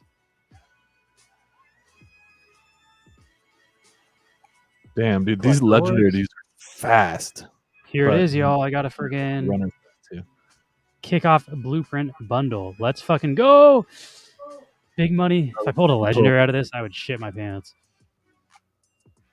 Because you can, I think, technically pull higher than a rare out of this. Big money, big money, big money.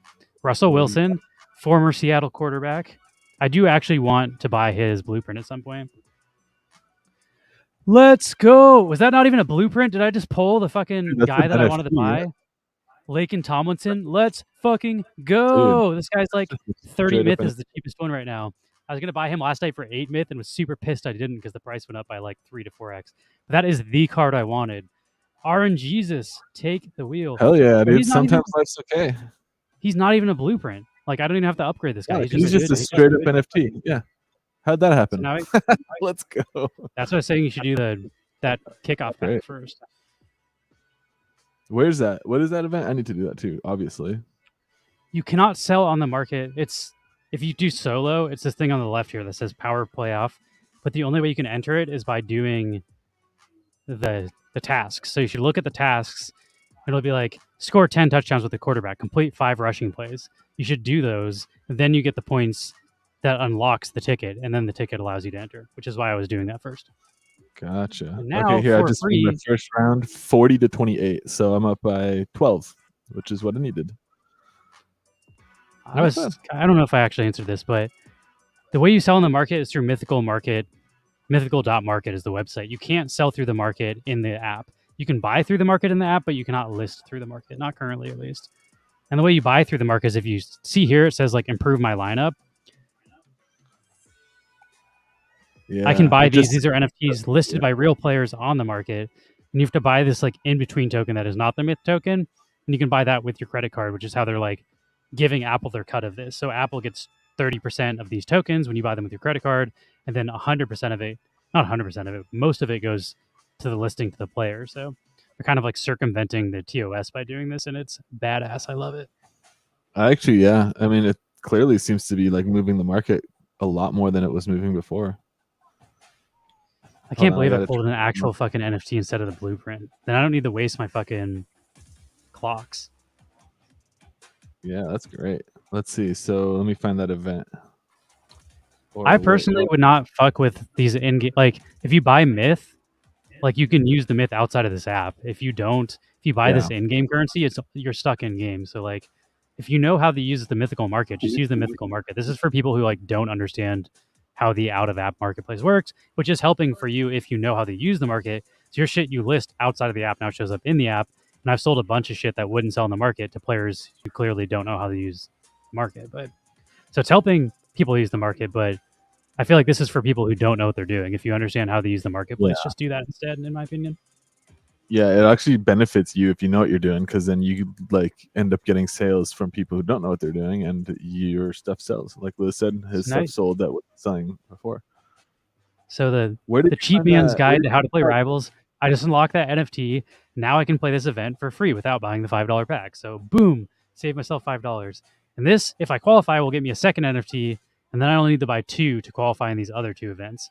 But I have 4 days to enter these events, so I'll wait until the 2 days are done for this, and then I have 2 days to buy my players and play these events.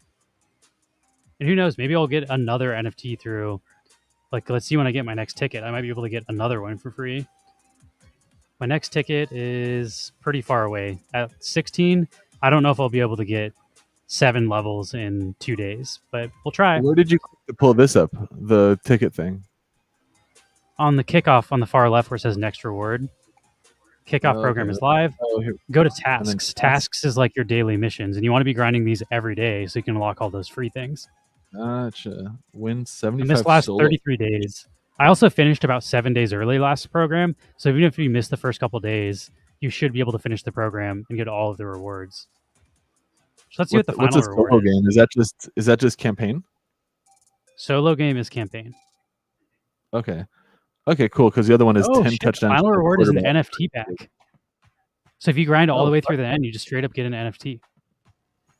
Damn, you could eventually, if you grind all the way and get the luck that you had, you could only need to buy one thing on the secondary market to qualify for all these events.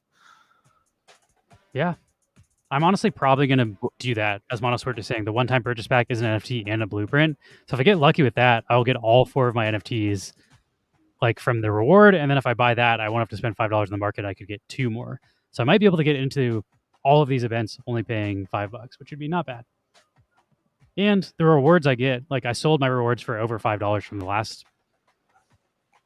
season, so I should be able to break even at the very least. But should I start this event? I feel like I should since I got in. Could also do the diamond event. So where do you go to upgrade your blueprint? I'm curious to upgrade mine. Okay, I'll show you that since I didn't actually get a blueprint. Yeah. You just go to your team. They'll be like flashing. I have like Waller. See how he's flashing there?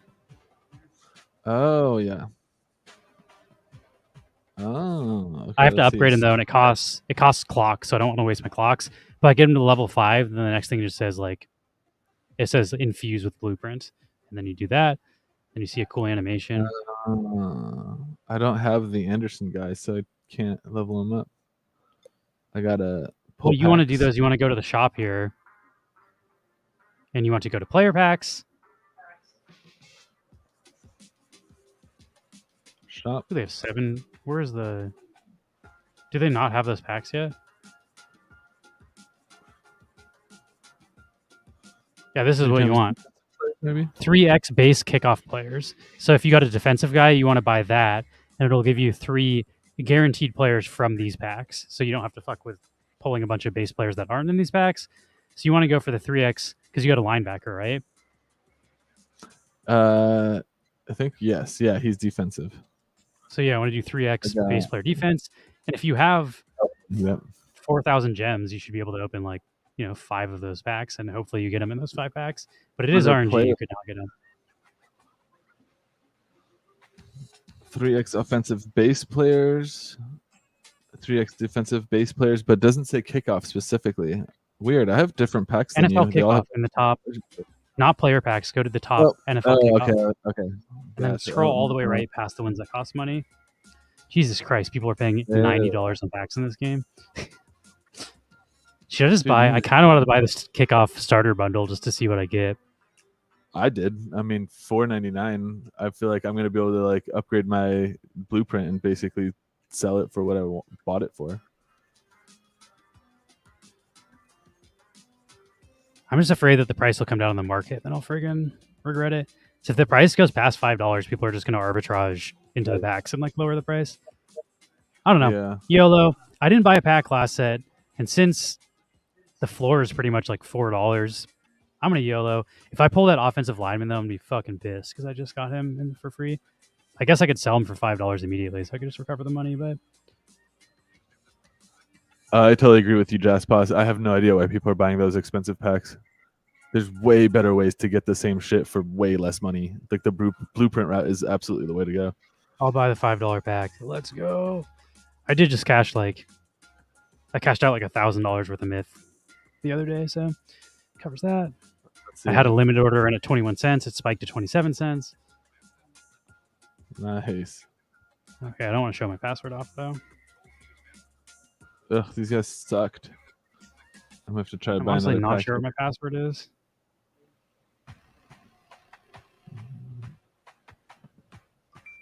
$700 diamonds. Oh shit! Hopefully, it's the guy I need. These packs look pretty cool too. Damn it! Big money, big money, big money. I feel like I'm not gonna get lucky 2 times in a row. I also basically just hope I don't pull that running back. That'd fucking suck.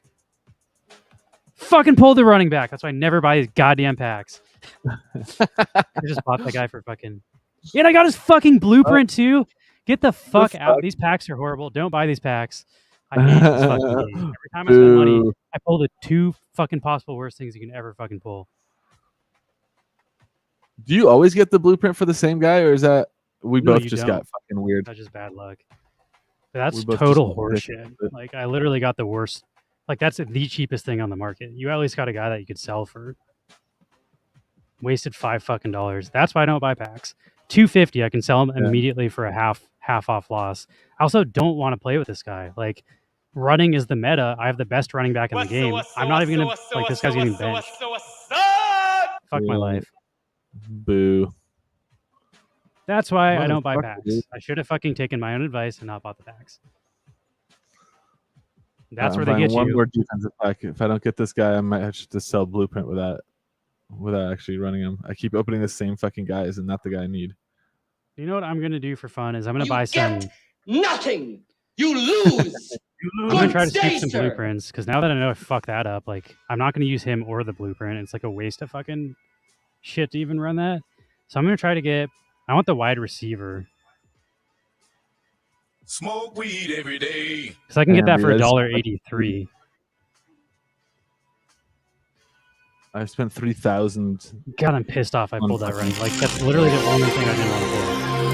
Anybody, like literally any other card, and I would have been fine with it. And I pulled him and his blueprint. Like, get fucked, RNG. Who just raided us? Thank you for the raid. I'm venting about pulling the worst possible thing you could. Literally the worst possible thing X2 out of that pack. I think I'm just going to have to be patient, though. Impatience is what fucked me. If I would have just waited, I might have not needed to buy that pack. But I wanted to be cool and stream and qualify. Yeah. You stream, Mahala? I didn't even know you streamed. Oh, what? What up, Mahala? God, I'm pissed off about that pack. That just ruined my fucking mood from pulling the good shit out of the other pack. That's where they get you. You get one good pack, and they're like, oh, pull another one. Yeah, then you're like, maybe I'll try another one. No. Fuck, oh, you sent bits. That's what the noise was. I just spent 3,000 fucking diamonds to open these packs, and I still haven't pulled the guy I need for my blueprint. Fucking hell. What have you pulled? Did you pull any? Let's see what I pulled. I pulled some pretty trash guys, honestly. Let's see. Defense, view all players. Sort by. I'm gonna do an offensive pack and see what I get. Or not sort by. Let's do filter. Filter by. Wait, can I not filter by the set? Player edition. There it is. Okay, filter by kickoff set.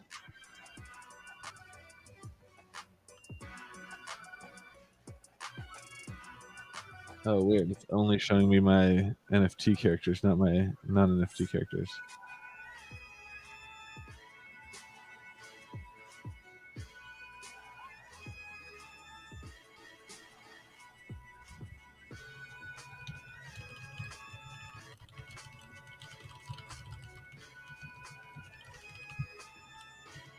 Not the best.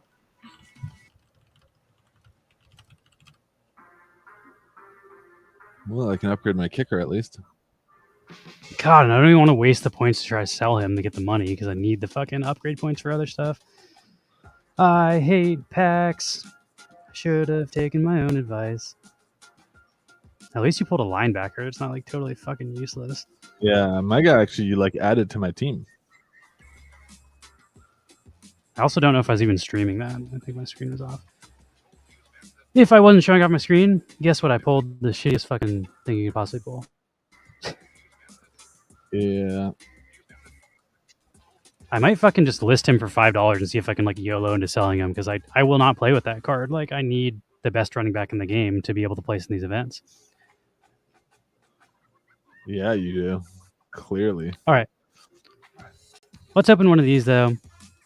Actually, let's look at what I want first. The thing is, I don't want to immediately dump it at a loss, because that's also not fucking smart. I'm going to list him so I get $5 back. There's one for set. There's only 2 below that price right now. Oh, no, there's fucking 4. God damn it. I want those to sell, and I'm going to list mine for $5. So if I can sell for $5 immediately, I'm good. 25. Fuck, I don't even get $5 there. 26. How is the difference between 25 and 26 so big? Okay, if I sell from 26, I get $5.12 for the myth. That I can fucking live with. We're listing his bitch ass. I am super upset I pulled this guy. Yeah, that wasn't ideal. I'm going to list my blueprint. I can't fucking... I'm like wasted all my gems trying to pull something I could use and I can't. RNG gets me fucking... Sometimes it works in my favor, but not today. If I break even, that's good enough for me. I'm also not waiting, because the longer I wait, the more people are going to like get these rewards packs, and there's going to be more rares on the market. Like, the rares are not going to go up in price, in my opinion. Fuck. Eventually, you'll need a certain amount of epics to enter these events, then the epics will go up in price. But I think we're seeing like a flash rare price, because 2 events where you need rares just launched. So people are YOLOing into them at higher prices than they should be to get into these events. But the supply will go up after the events are over. So I don't know. I think sell quick is the move personally, but so only like 5 need to sell for mine to be cheapest. Hopefully there's some fucking Cardinal fans that want to buy the shit out of this guy. He's literally the lowest guy times 5 on the marketplace. Shit. Yeah, sometimes life's okay and sometimes not so much.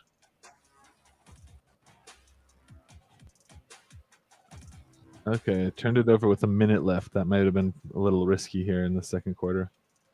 All right, I did want to look at what I'm trying to pull out of these base packs. So I'm not just trying to pull the card that like you can upgrade. These are the legendary event rewards. Ronnie Stanley, Cameron Hayward, Mika Parsons, Saquon Barkley, Travarius Ward, DK Metcalf, Mike Onwenu, CJ Mosley, Justin Fields, and Devondre Campbell. I don't actually need Justin Fields or Devondre Campbell. I plan on unlocking their fucking NFTs, not the blueprint. But legendary, I generally only get the blueprint.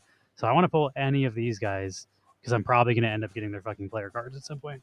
Or their blueprints. Those names are wild, dude. Some of those names, that reminds me of like that Key and Peele sketch where they're just like saying all these insane names. Big money. I also wouldn't mind pulling the running back just so I can eventually upgrade the blueprint and sell him. Lacken Tomlinson. Don't need him because I already have his fucking NFT. Juju Smith-Schuster. That's a crazy name. Dude, that's like, I'm hearing like Keegan-Michael Key's voice saying that. I'm not sure on my thing either. I should pull that up. And Russell Wilson, which I already have as base card. So that was a shit pack for me. I didn't need any of that.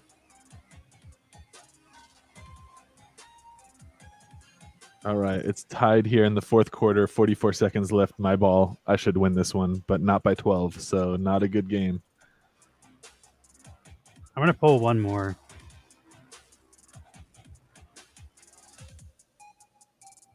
One more offensive pack, and then I'm probably going to save my diamonds in case I pull a defensive blueprint at some point.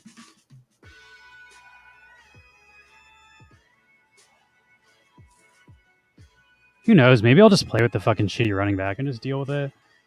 I don't have to spend more. I think that's pretty risky. Amari Cooper? Hell yeah. I wanted him. Is he fucking... James Conner? That's the blueprint I got. Hell yeah. This is a good pack for me so far. And Jawan Johnson. He is one of the cheapest blueprints, so this is a good pack for me. If I can sell my fucking running back, I will use it to buy the blueprint for Amari Cooper and Juwan Johnson and upgrade both those fuckers. That's the strat. Actually, I don't need both of them. I only need one. So I'll probably buy the tight end because he's cheaper.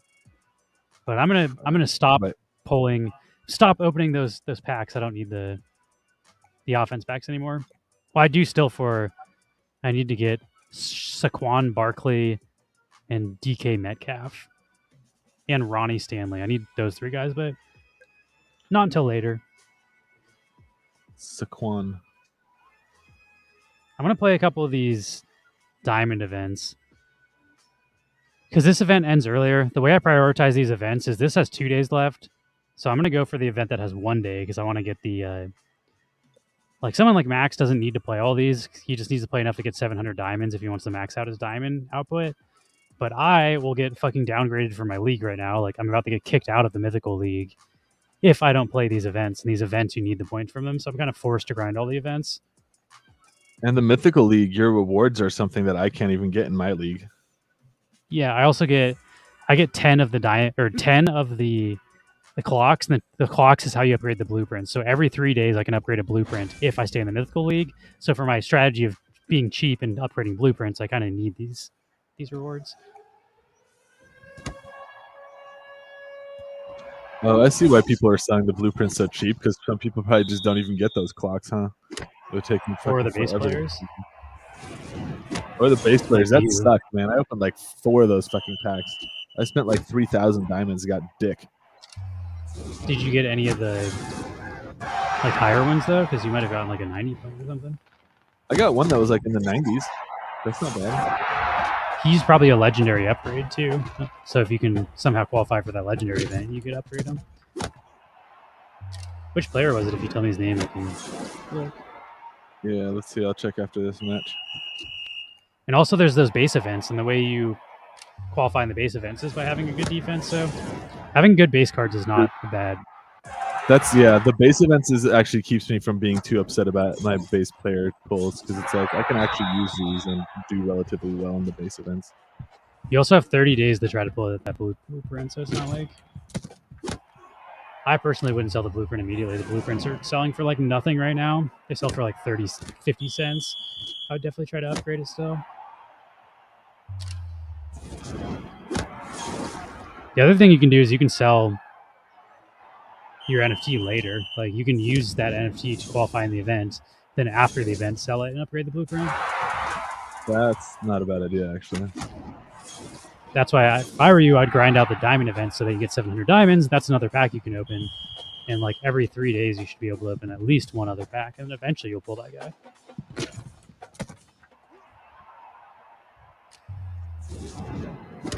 You don't need to play all 20 matches. You just need to play 13 of them. Which still takes a while, but gotta get to grinding. Grinding actually pays off in this game, in my opinion. That's actually what I want from a grind. I want to like get something for grinding. And this game definitely makes me feel like I do. So I'll probably grind through some of this diamond event. And you guys pretty much saw my strategy for how to cheaply enter these events. Buying a pack ended up being a fucking horrible strategy for me. I should have done the free-to-play. I'm just hoping to be able to at least break even on that pack by selling a stupid fucking running back that I pulled. Also, if I didn't have a good running back, that wouldn't have been such a big deal. But I literally have like the best running back in the game, so I don't want to replace him in the events. So that might not have been a shitty experience. Like if you're new and you don't even have a full NFT team, a $5 pack's not a bad deal. It's just for me, someone with an already great team, it does not help me. How about a few packs that I use? Like the pack I bought, I'm using that guy in my team now, my linebacker. He was as trash for me as your running back was for you. He replaced. I was opening, I was like, I hope I pull anybody but that running back, and then shouldn't have fucking said that out loud. Universe just you jinxed yourself. I don't know. It kind of pays off though, because I did pull like Lakeland Tomlinson out of the other pack, which is like that's the guy I wanted the most from a blueprint. I didn't even get the blueprint; I got the actual player. So my RNG kind of balanced itself out. I just should have stopped while I was hot. I shouldn't have gone for a second one. Yeah, quit while you're ahead. Retire on top. But I don't know. I'm hoping I'll be able to weasel my way into at least making my money back on that pack. We'll see. I'll report back. There are only like 5 of those listed, so if 6 people want to buy that shit, I'll make my money back. Which is possible. Especially right now, like you said, right now is like it's hot. People are trying to get into these events. It's possible that it sells. I'm not holding my breath, but it could happen. Could also try to level him up to level 4 to entice people to buy him. But I also don't want to waste the fucking... Like, coins are hard to get now, so I no longer just level my guys up to sell them. I list them at level 1. There we go. Interception, let's fucking go. Let's see if I can get my 2-point conversion. Oh, dude, if I win this, I'm winning by 19. That's good. Yep, won by 19. That makes up for my win by 8 last turn.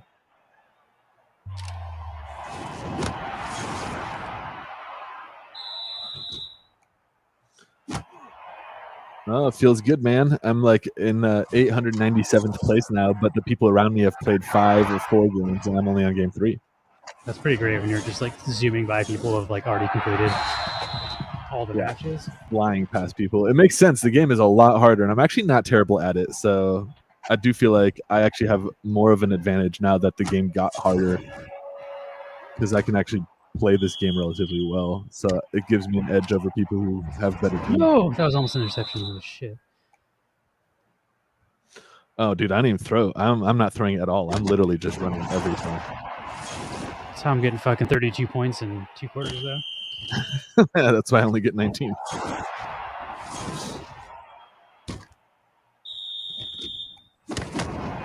I don't need to be throwing right now, though. It's 4-second quarter, so I should be running and wasting the clock.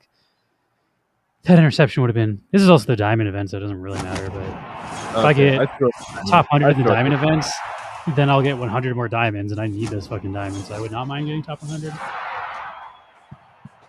32-6 at the first half. Not bad. A punt again. Let's fucking go. Cowards, dude. Yeah. Punted fools.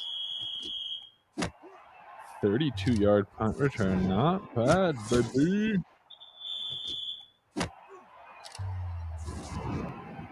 Oh no, -1. That's not great. Fuck, I just the dive play can be like kind of shitty. I run left on it, not straight. I don't know where you're running. I just ran straight and got a 38-yard run though. Not terrible. I always run left on that play. I never try to go up the center. It's like a 50% chance you're just gonna tackle the line of scrimmage. There's that play called trap where I'm never go fucking straight on that one. That's what the trap is. The trap is follow the fucking course. That play always get fucked if I run straight. Shit, I shouldn't have shoot past. Yeah, I didn't make a decent conversion. I'm a loser. Oh no, it's tied now. It's okay, I got 38 seconds left in the second quarter here. So what? I'm on 4th down. This is crazy. Time to run, dude. Use that running back you got. I was using my running back. I got sucked up a couple plays.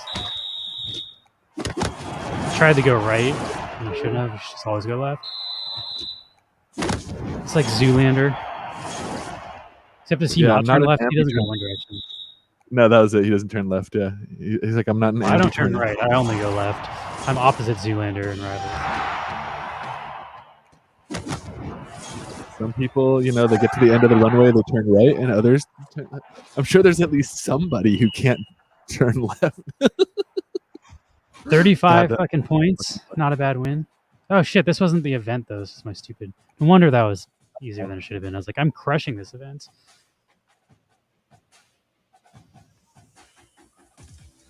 Oh my god, dude, they just punted. Oh, fuck yeah. I'm back in business, boys. All right, I'm going to do some of this diamond event. I got to play a bunch more matches in this. How did they punt? They punted on me, and they're 950 fucking points higher than my team score. Probably launching a Nitro Nation here in a bit, too, because I wanted to go over Nitro Nation. We've been going for almost 2 hours. Cool. Then I'm gonna put down my rivals and do that later, because I want to see how Nitro Nation plays. It's a trap! Fuck! I got trapped. Shouldn't have run straight. I know it's a fucking trap. Passing to my running back. Be careful, it's a trap. I do wonder if I can qualify in this new event with the shittier running back. I don't know though. I can't because the epic events are harder to qualify in. I could qualify in the rare event, I bet, with the blue running back. But like when I'm trying to get those epic players, I can't be losing 2-point conversions. Like that's just unacceptable. Oh, dude, I'm up by 9 points. 56 seconds to score in the fourth quarter. This should be an easy win for me. I'm going to keep an eye on the market too. I want to try to buy defensive linemen. I think they'll affect my team the least as far as like impact for point spread.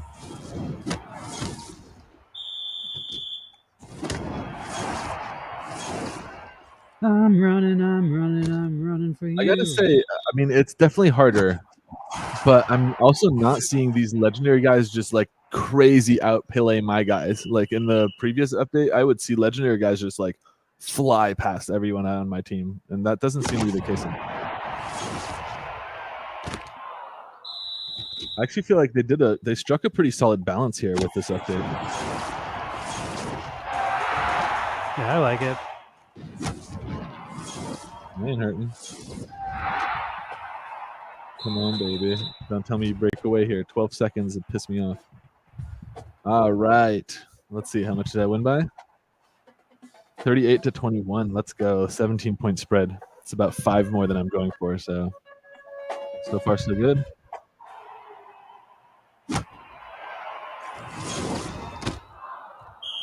I'm in 723rd place. Everybody around me has already played 5 games, and I've only played 4. Eat that. Eat it. Let's see. I gotta check my plan. I think Jazzboss is still like a pretty formidable member of our. He plays this higher than I do. He's got a better team than me for sure. I always see his like standing, and I'm like, damn, he's fucking awesome. He's in second right now. Oh damn, his team is 28-42.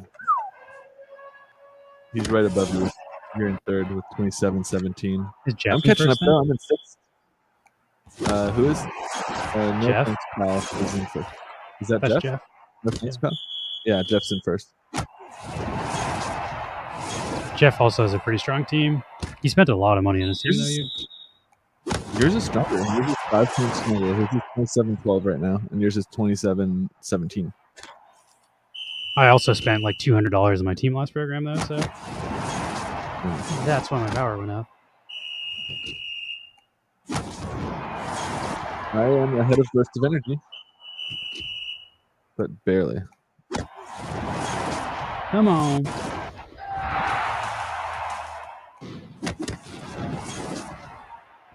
But okay, a 23-point win. Let's see. Grinding is good. Yes. Sorry, I'm catching up on the chat now. What up, Dre? Let's see. Yeah, I like the grind in this game. Actually, it's also like I said, the new update really makes it feel like more like I'm actually actively playing versus I'm on autopilot. Yeah, tap the juke move. Yeah, I don't fuck with the jukes ever. I'm a wuss. Are you doing another round? If you do, then I'll do another one too.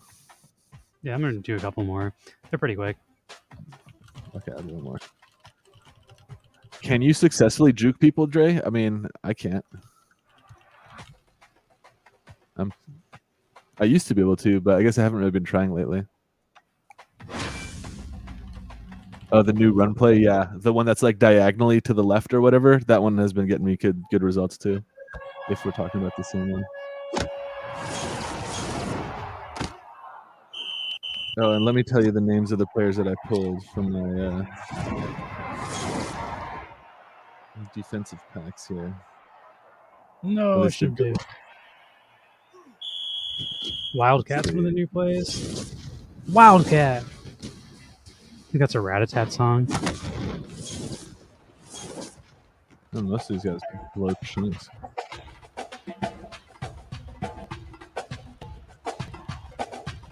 I pulled this guy twice. View all players. Is there no way to just like...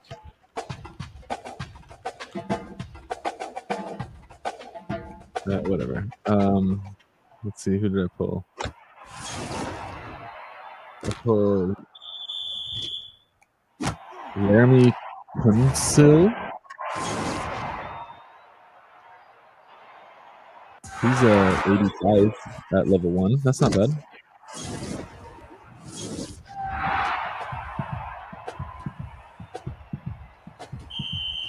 What else we got here?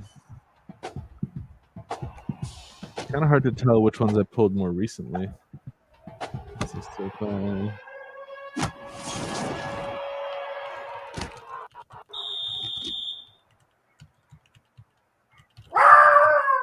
Marcy, is that necessary? Is that necessary? You little barker.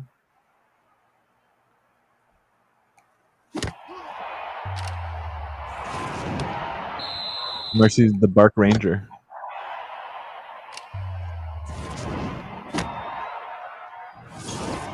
Okay, Dre says if you juke people 6 to 10 yards out, it works every time. Okay, I'm gonna try. Let's see. I mean, I got nothing to lose on that anyway. If it doesn't work, I'll get tackled the same as I would have otherwise. Actually, usually I run out of time. That's probably why I don't juke so.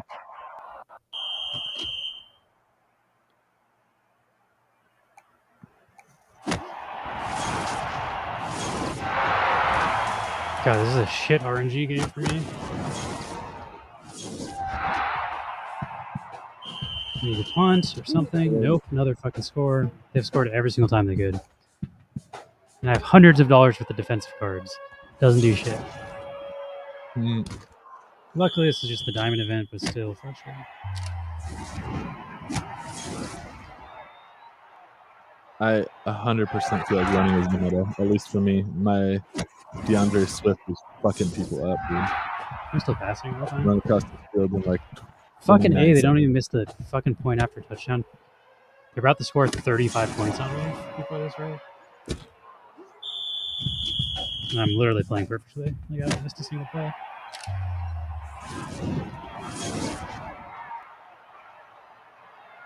Alright, we got one more chance for a fucking stop. Please, for the love of God, punt. Nope, another fucking touchdown. They scored 35 points on me. Jesus. I scored 48, so I still get a plus 13. It's better than plus 12, but like, it's not fucking top 200 play right there.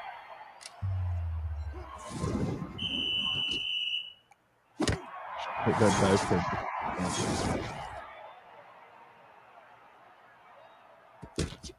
There we go. I've scored twice in the first down. That's pretty not bad. It's a pretty fucking horrible game for me. And that's why RNG kind of blows. Like, I literally couldn't have played that better, and I'm only winning by 13 points. Oh, hell yeah. And they kicked a field goal. My RNG is like the opposite of yours right now. Plus 13 is not horrible, but like, that's not going to get me top 100. I need top 100 to get more diamonds. I got to play one more. My gambler's fallacy is that when you get a bad RNG game, you always get a good one afterwards. Like, you very rarely get 2 plus 12 games in a row. Like, I usually get like a plus 30 after a plus 13, so I want to cash in on that.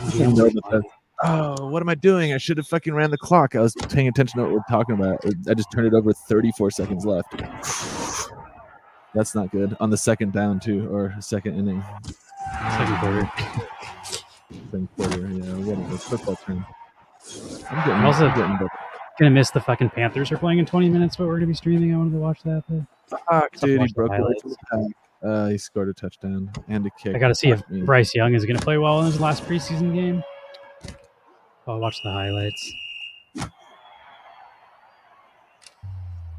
Well, quarter 2. Fuck me, dude. Oh, I was doing so well. Now it's a tie game. 2-3. Damn it. It wasn't even RNG. It was me being an asshole, and I fucking ran it in with 20 or 34 seconds left. God, I can't get a fucking turnover to save my life. Well, it looks like I'm getting 700 diamonds. Which I can live with. It's a lot better than doing this in a fucking NFT reward, but RNG is just stomping my face today. Yeah, today ain't my day. God damn it. Like, my RNG's great. I'm just an idiot. God,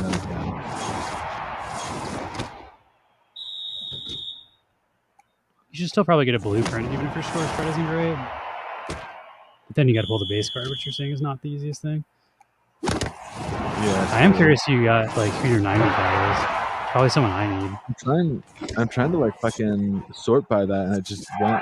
Like, I'll set the filter to sort by, like, that kickoff players, and it just doesn't. That's for NFTs. That's not for the base cards. Oh, well, there you go. That's why. You can just scroll through your defense, and it'll be one of the highest numbers. Yeah. Fuck. Okay, touchdown with fourth quarter touchdown with 1 minute 16 seconds left. Don't Let's go, dive and catch. I'm on Raw. You're there when I need you, buddy. 34 seconds is plenty of time. Damn, it's way harder to thread the needle for these passes. Yeah, dude. I don't know. I'm not passing. I'm trying to win. God damn it. This game, I'm also going to get another fucking 35-40. I can feel it. Actually, I think they missed 1 point there, so I'm going to potentially get a plus 14, which is a little better, but... Plus 14 is not bad. I mean, what do you need to get, like, average to win top 100 in game type? Top 100, you need, like, plus 30. Like, I need a lot better than that. That's horrible. It's like half of what I need, which means if I get a plus 40, it's just offsetting that.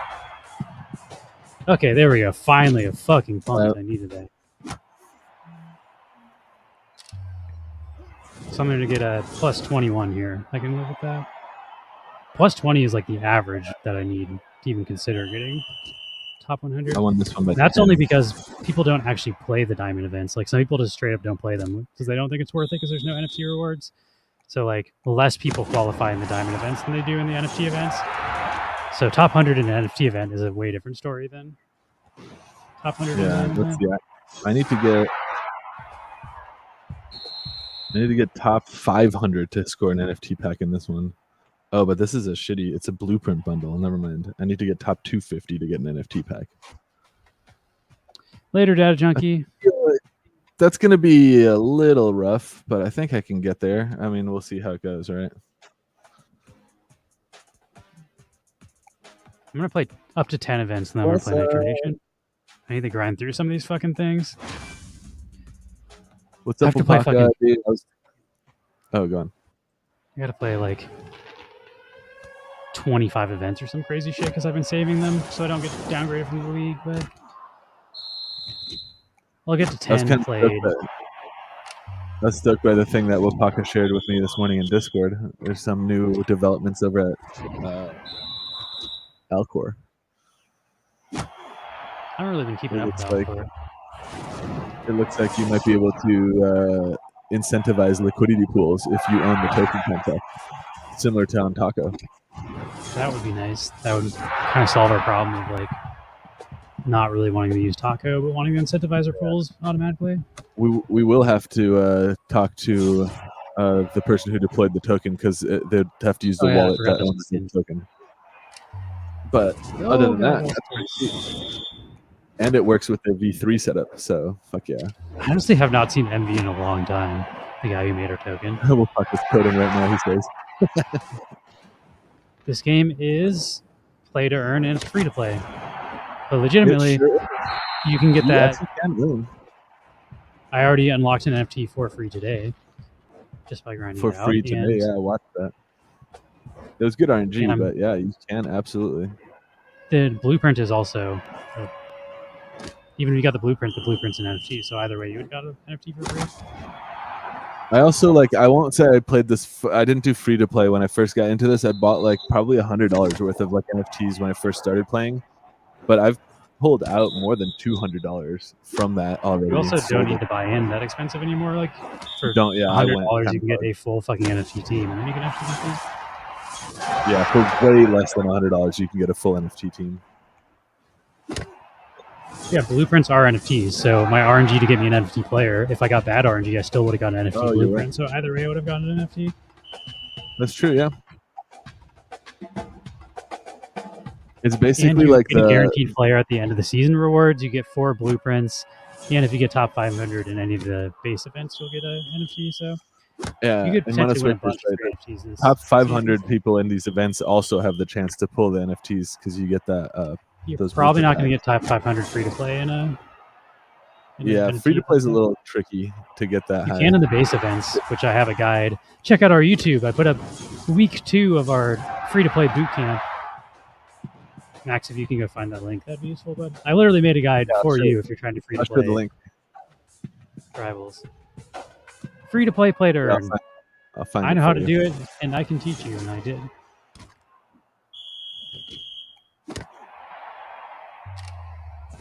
Boom! Let's go. What a pass.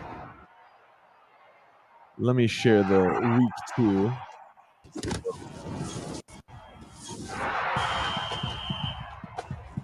I feel like the week 2 one's just better than the week 1 one. Personally, the week 1 one's kind of not a great video. I just shared in the chat there. That's the link to the video if you wanted to see. Lewis made a guide on how to do this game free to play and what kind of the meta is to do it like as most efficiently as possible. Within 1 month, I built a team from scratch, and I was able to qualify for an NFT reward in the base events. But there's also more guaranteed NFT rewards now than there were even then for the blueprints. I should probably make an update showing off how the blueprints work. The blueprints will get you 4 free NFTs this season, and then you also get an NFT player at the end of the grind. So, like, you basically can get 5 free NFTs without placing in any events this season. Yeah, and the NFL season's about to start, and I hear people are seeing Rivals commercials during the NFL games, which I haven't seen the commercial yet, but that's pretty dope. All right, one more, and then we're going to do... This is looking pretty good, though. I'm already top 800, and I haven't played 5 of my games. Okay, I'll play one more round, too. Fuck, I'm like on a roll. I should. Can you find who the defensive player you pulled is, too? Oh, yeah, here. Okay, let's see. So, who I pulled. Team, defense, view all players. Oh, also say this game is more play to own than play to earn. Like, they're not going to guarantee that you can make money, but you can if you play the market rate. But it's a video game, not an investment platform, so I wouldn't expect to quit your day job playing this game. But if you time it right and you get lucky, you can potentially profit off this. But I'm mostly just trying to reinvest what I earn in game to get a better team. So I'm mostly just trying to play the markets so I can get better players, not because I think it's going to like make me hundreds of dollars. I don't know. This guy looks like he's new. I don't recognize him. King the second. It's Desmond King. He's not all the way at 90. He's 80 something. This guy. You want Cameron Hayward, Micah Parsons, Chavarius Ward, or CJ Mosley? Okay, let's see. Murray. Sweet. I got someone named Sweet. Josh Sweet. Woods. Okay, this guy. Quentin Nelson. He's 88. No. If you click on, you can click on the position and it'll just tell you, like, if you're on your defense and you click on, like, your defensive tackle, it'll show you all your defensive tackles. Oh, okay, let's see. And then you can scroll through them. You do it position by position. My DT. He's the center guy in your defensive line, not the left or the right. Yeah. Although we need the defensive ends as well. Let's see. I got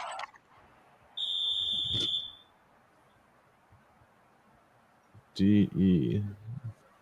DE or DT. They both have legendary blueprints this season. Let's see. It looks like there's a something Woods, but he's not great. Are you on DT or DE? Let's DT. Let's see what DE was. Is that all you have though for all of them? Yeah. He could be lower. He's not necessarily 90. Like he could be like a 70 something even. So you should just read him off. Okay, here's the guy. He opened a shit ton in his pack, right? It's Judon. Something Judon is his name. He was 87, not 90, so he was close. 87 is pretty high for a base card. That's within like would be on my team. Any like 85 plus is what I'm looking for my team. Yeah, 87 is not bad. What about to like 70 and stuff? What are the other ones? So we're looking at still for the defensive ends. I got someone last name Jones. These are all like level 82 or higher. Sweet. Parsons is the one that you would want. Bigman, Jones. He probably wouldn't be below 78. 78. No, I don't see him. Parsons. Okay, check DT next. Let's see. DT. I got Woods at 77, and that's the highest DT I have after that. It's like 73. Check CB then. CB should be your guy in the farthest left on the screen. CB. I got a guy named Alexander. Last name Alexander. He's 91. And then I got Douglas. Fuck, I should have Douglas 84. Charvarius Ward is who you're looking for? Ward? No, I don't think so. Jackson the third. Oh, they punted. I got fucking lucky here. Let's go. Let's go. Nice. Shit, I almost might not score though. I've heard any time. Dive out of bounds. Yeah, my biggest guy is linebacker Levant David, 87. And do you have other linebackers? Yeah, I also have Miles Jack, also 87. What about on your bench? Yeah, these are on the bench. Like the guy I have in my lineup is like, what's his name? Oh, I never mind. I thought we were looking at the base event. Mosley is who you're looking for. So it looks like you didn't get lucky on any of your fucking pulls. No, man. Unless did you get Devondre Campbell? Campbell? Devondre Campbell for linebacker. Defense or offense? Linebacker is on. Should be who you're looking at right now on defense. Oh, LB. Okay, no, I got Campbell. Is that his name? Yes, Jack Devondre Campbell. Oh, Jack Campbell's a different guy. That's the guy who's like I think I got him from like a reward. That should be an NFT, right? He's an epic NFT, yeah. So he's not. I'm talking about the base card, Devondre Campbell. Let's see. For my base cards, I have David. Let's see what's his name. Levant David. He's 87 linebacker. I also have Miles Jack, who's an 87, and then I have Dre Greenlaw, who's 85. What about down to like 78? Do you have more? 79. I have a Harold Landry III. What a name. Sounds like you don't have Devondre Campbell, though. You actually probably will get Devondre Campbell because he's an epic like blueprint. That's who this guy is. If you're looking on my screen right now, this Campbell reward is the reward for this, but only top 200 get him. Oh, what the fuck? Only top 100 get him? Whew. 101 to 250, though, they get his base card. So you get his base card. I'll probably get top his 250. blueprint. But you might get 250 to 500. If you get up to 450, you get his blueprint. So that's why you would want to have pulled that out of the defensive pack. Okay, that's not too bad. God, that fucking sucks, though. They're only giving the top 100 players the actual NFT now. There's no way I'm getting those. That's, oof. That's stiff competition. Top 200. Top 250 is not bad, though, and then you get to upgrade them. So I can live with that. And I should get top 250. I might even be able to put in my my shittier running back if I'm going for top 250. All right. Are you doing one more, or are you done? No, I played my 10. I have 5 left here. That means I need to do 10 in the next 24 hours. I can live with that. But I'm almost top 500 with 5 games left. I think I'll potentially be in the running for top 100 there. I got better RNG on every game except that first one. That first one real sucked. All right, let's play some Nitro Nation.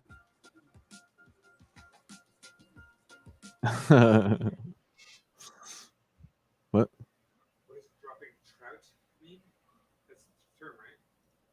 Should I ask this chat? Hey, has anybody in the chat heard of the term dropping trout? Heard of dropping Anyone know what dropping? What's dropping trout? What's dropping trout? What's dropping trout? Dropping trout is dropping your trousers and like showing off your dick. That could be it. Anybody else know of a dropping trout? Dropping trout isn't. No, I didn't. Oh, you guys. Marcy's the Bark Ranger. You want to see Marcy Bark Ranging? Is Paul going to tell us what it is? I don't know. Paul doesn't know what it is, I think. You know what it is, Paul? He says he's trying to think of a joke. What's the joke? We'll help you. We'll crowdsource. He says it doesn't make any sense.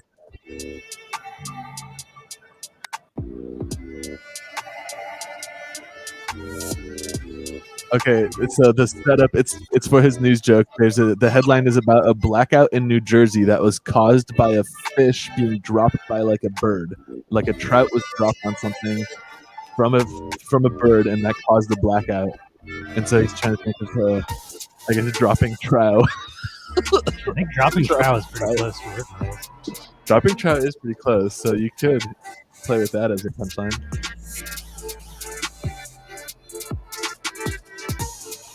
All right.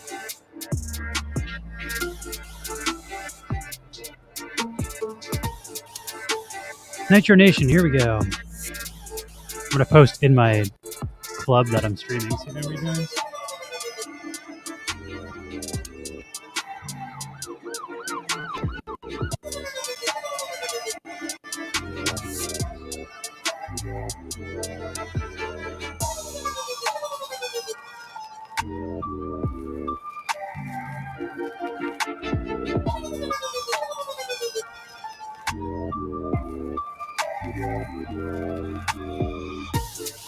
No, Paul, dropping trout isn't dropping trout. I don't think dropping trout is a thing. Nobody in the chat. I don't think dropping trout is a...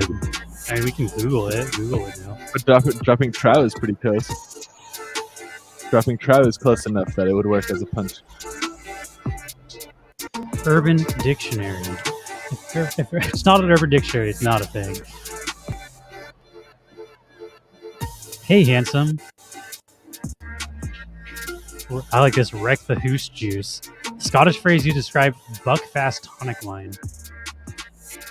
Wreck the hoose juice. Goddamn. Okay. Drop trout.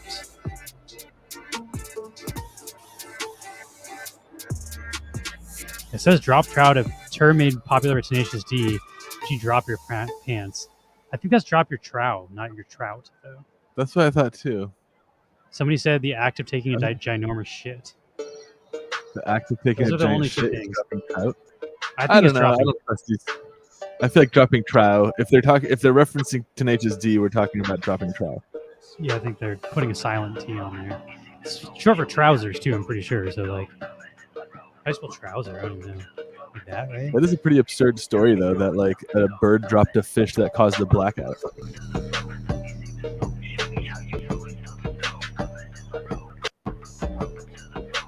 All right. Let's see how this market's doing. Still James Conner, the cheapest fucking card. How much are the defensive linemen? That's who I need on defense.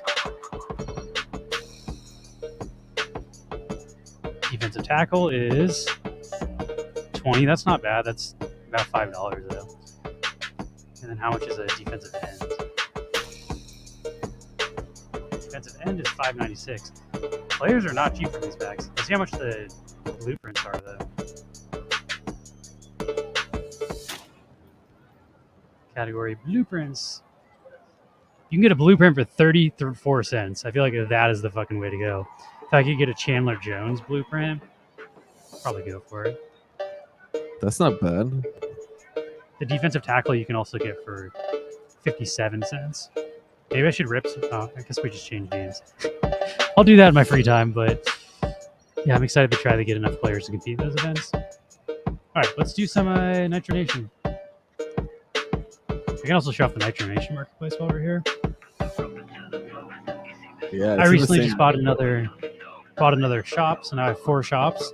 So if you join the Neon Space Club, we'll eventually have 4 shops with that shop club. That's good.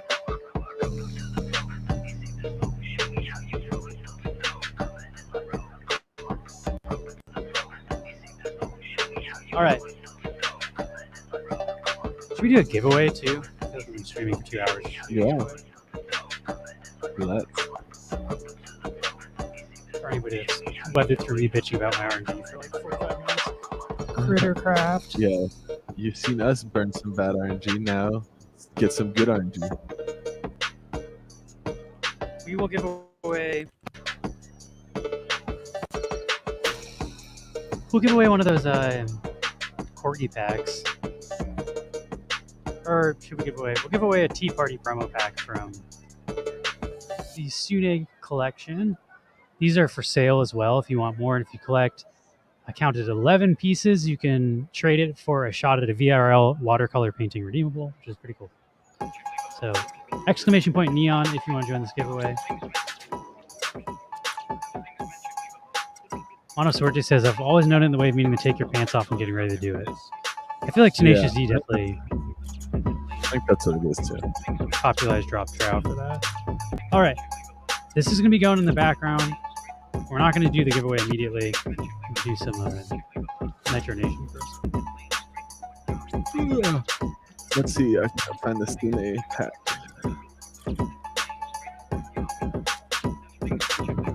Music is fucking intense waiting music.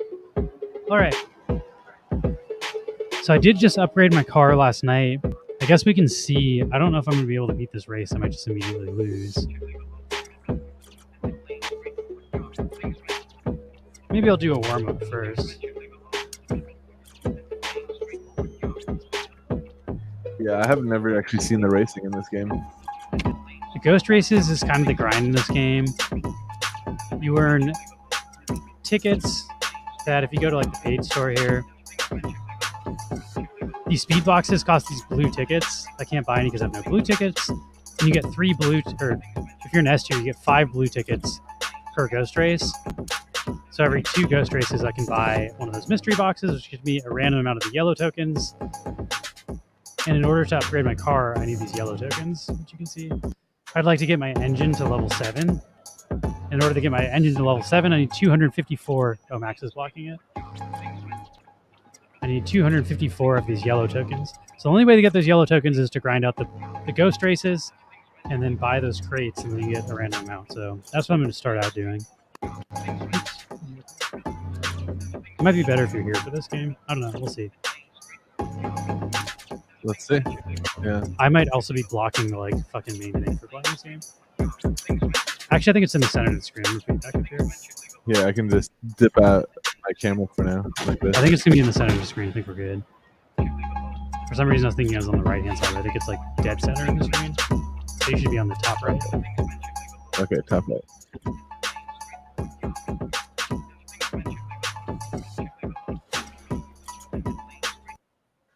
Ghost Races.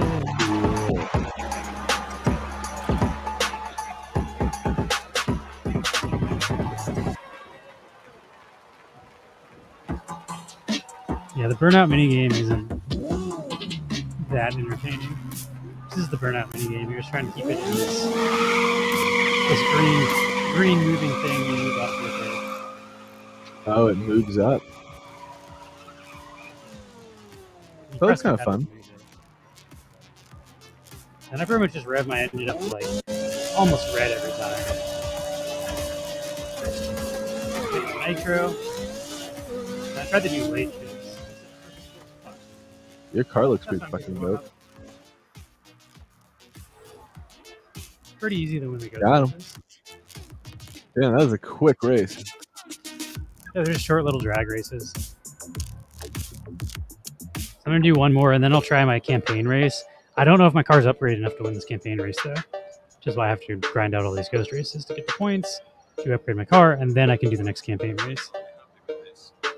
But I got my car to 2.5 something last night, or 12.5 something, in the half mile, I think it is, race.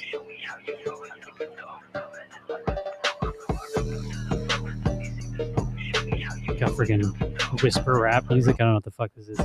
Go on,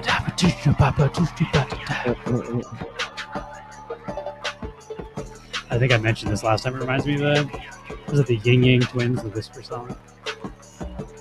Yeah. I was in grade school. I feel like they say something about their dick. That's all I remember at the. It's like, wanna see my dick, my dick. It's definitely a pretty raunchy one.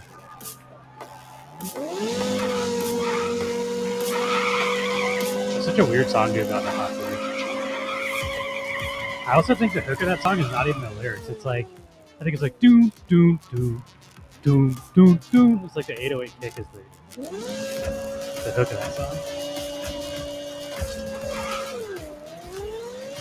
Late shift, perfect. Late shift, perfect.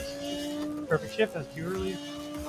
Late shifts are actually faster than the perfect shifts, so you're always trying to like redline it.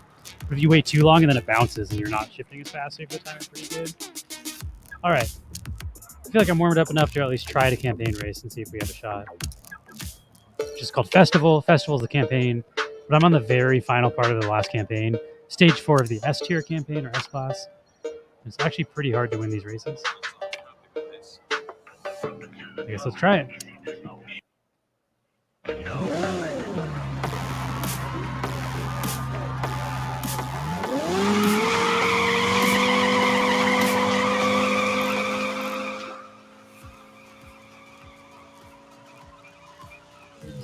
That was not as good as it could have been, but hopefully it's enough. I usually like to get above 90 if I'm.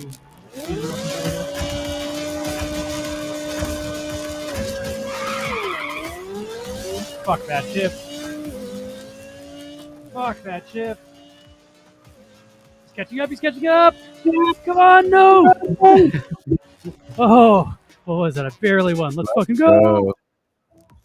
I'm not going to be able to win the next one. I won by like a 1/10 of a second, so I'm going to have to upgrade my car more. But every time you race, your durability goes down. So if you see now I'm at 36%. So if I would have lost that race, I would have got nothing for it and lost durability, so it would have been better to have run the ghost race. But I barely made it. So let's run some ghost races. Also, let's see. Maybe I can increase my time if I tune it better. But I'll have to do. I don't know. The tuning felt pretty good. I just missed a couple shifts. Pretty stoked though. Only 3 races left until I beat the campaign.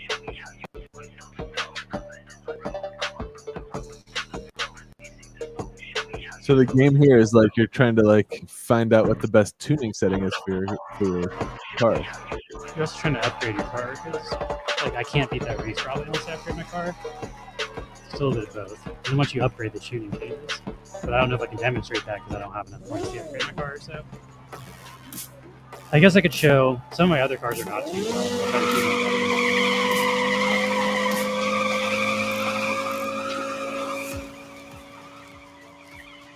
This car is a pretty much perfect tuning. I spent like 45 minutes before I went to sleep last night tuning it so I could wreck people on the stream. My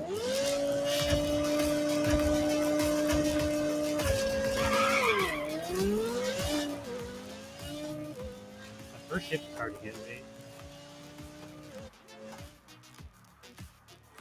Let's see, I should have enough to buy some packs now so I can show how that works. I'm not going to get it, like, unless I get super lucky, I'm not getting enough coins to upgrade my car on stream though. So I have 18, I can buy one of these. It's kind of glitched out, it doesn't even show you how many you get sometimes, so I just look. I have 35 yellow tokens right now. Buy them. I got 5. Which was pretty shit. You can get worse, you can get 0, that's the absolute worst, but 5 is the second worst, so that was not a good goal. It's going to take a real long time to get to 200 if I'm pulling 5 at a time.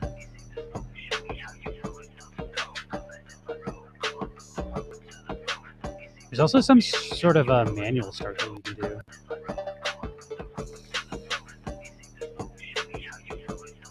Which I don't really understand how that works, but it's in the settings, and I win without doing the manual start, so I don't know what the manual start is. Some guy's complaining about it in the Discord chat, and someone's like, oh, you can change that in settings. Someone from the old Nitro Nation game, the previous game. They also have like cooler looking races, like you can race alongside a truck and like cops can chase you and shit, it looks like, so hoping to add some more stuff. This game's pretty like bare bones right now.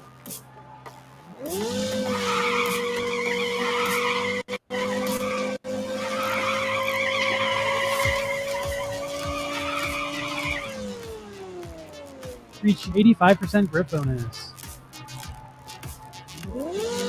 I actually kind of like the music in this game. That's pretty hypey. I feel like I'm at a rave when I'm drag racing. Also, like, if they do the pink slip races, that's gonna be so intense where you can lose your car. Because I put like 20 hours into upgrading this car. If I lost it, it'd be devastating. Yeah, the pink slip race sounds like an insane fucking like gamble. Especially if they're NFTs, because you could like be racing a $150 NFT car and then lose it. Or you could win it. Win somebody else's 1 of 1 or some shit. That's cool as shit. I'm not as good as this game. Like Rivals, I would actually bet on myself. This game, I'm not confident in my ability to tune my cars better than other people yet. That'd be fun if you could put up like your team or like a player from your team as like a, you know, winner take all kind of bet. I feel like if they incorporate it in this game, they'll have like the framework built. They could incorporate it into Rivals, although like it doesn't make sense genre-wise. Like, yeah, well, in Rivals, you're not really playing somebody head to head. I feel like in this game you are though, right? Like you're not just racing the car. Right now I'm supposed to be racing Ghosts, but it's all computers. Like you race the same person every time. It's just like in the future this can get harder. That's also why like it's not a bad time to grind. Right now it's going to be easier to grind than it will be when you're playing against real people. But I'm trying to max out my car and campaign before the shit gets like harder.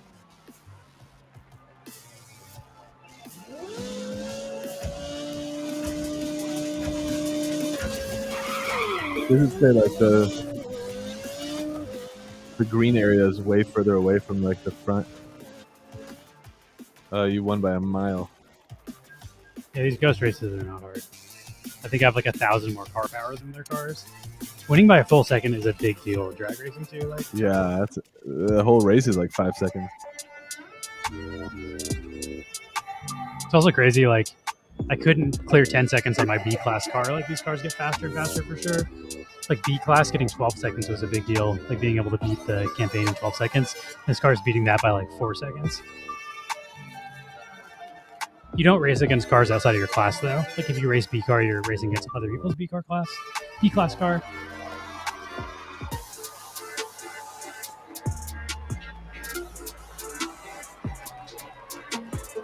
Yeah, if anybody's interested in playing, let me know. I have to kick somebody out of my club because the Neon Space Club is 100% full. It's one of the top clubs in the game, baby. I don't know if that's true, but or at least full. But yeah, I'll kick a rando and add anybody from the actual community events to play. It is worth it because it makes all of your upgrades cheaper and faster. Because I installed an NFT workshop that anybody in my club can use.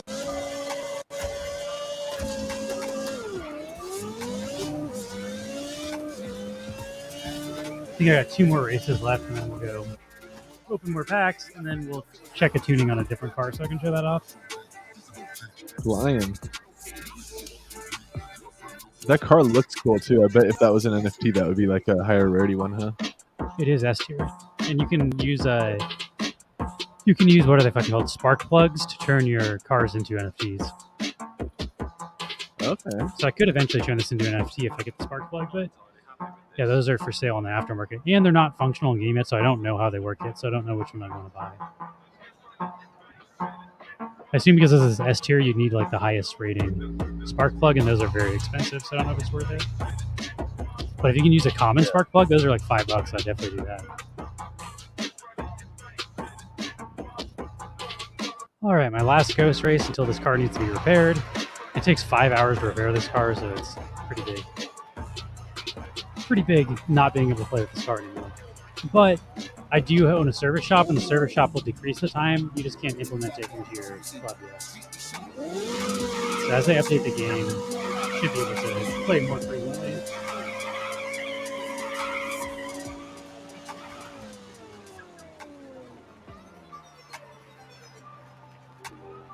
I meant to repair one of my other cars when I looked up. I can't remember. I think I pulled down and restarted.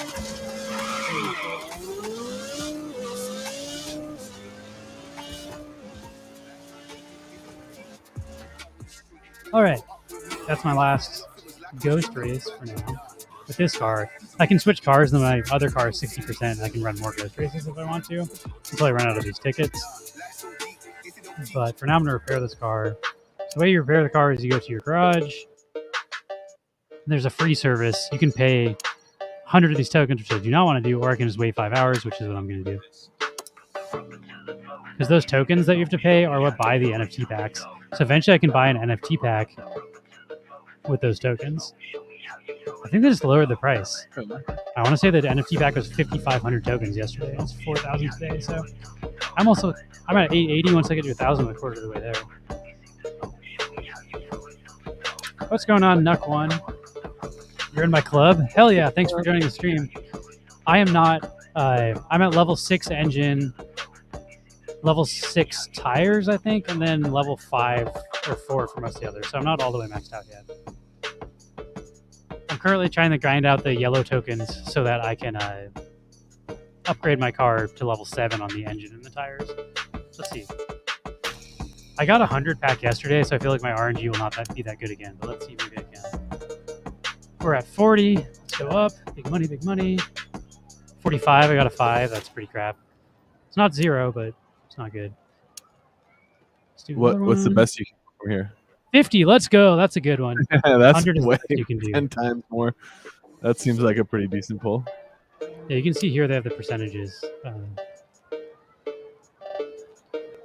You have 40% chance to get 5 pieces, 20% chance to get 10 pieces, 16% chance to get 25 pieces. Oh, you can get more than 100. I've never done that. 11% chance to get 50, 5% chance to get 100, 2.75 to get 150, and 0.5% chance to get 200. 11% is already pretty fucking rare, dude. Nice pull. I'll take it. I think I need like... Yeah, I'm running like 12.5-ish, 12.6 right now in the half mile. I think I need to get down lower to beat it, though. I don't know what the actual number is for how fast you need to beat the campaign. I think somebody said 10 seconds, but there's no fucking way you would get down to 10 seconds. That seems impossible. 10 seconds? You have shaved 2 whole seconds off your time? That's ridiculous.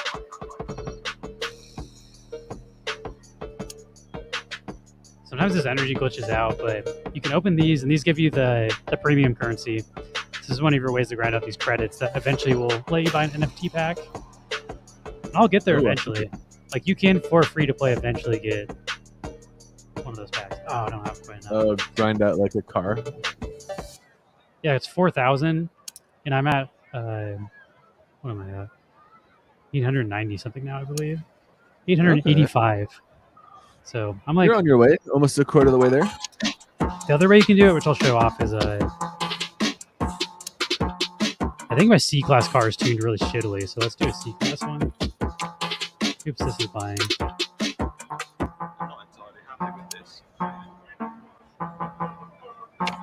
Is there a way to grind into like the shop's ownership, or those are only from packs? I think those are only buying, but again, if you join the Neon Space Club, I will eventually put 4 of them in there, so you don't need to own them to use mine.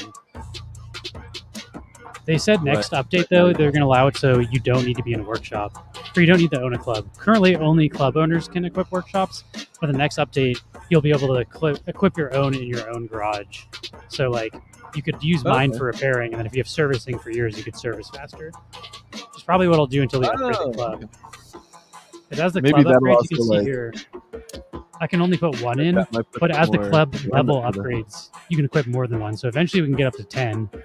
So I have 4 in my inventory, so eventually I'll equip all 4, but you can't level your club up yet.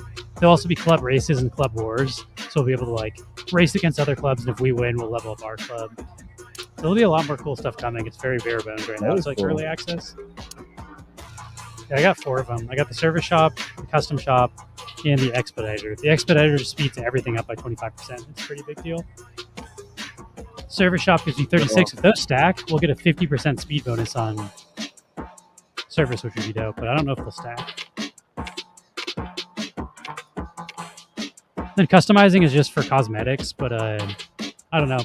I don't want my car to look stock. I feel like having the stock car is lame. So once I upgrade like my engine and everything to the max level that I can, then I'm going to start spending my points on customizing. I'll show you. I customized my cheaper car because you don't need the expensive points to customize them. Oh shit, I don't want to go to the car shop. Like the original car, I think starts out as blue. I turned it purple and I made it have purple underglow. It looks pretty sick. This is like my custom car.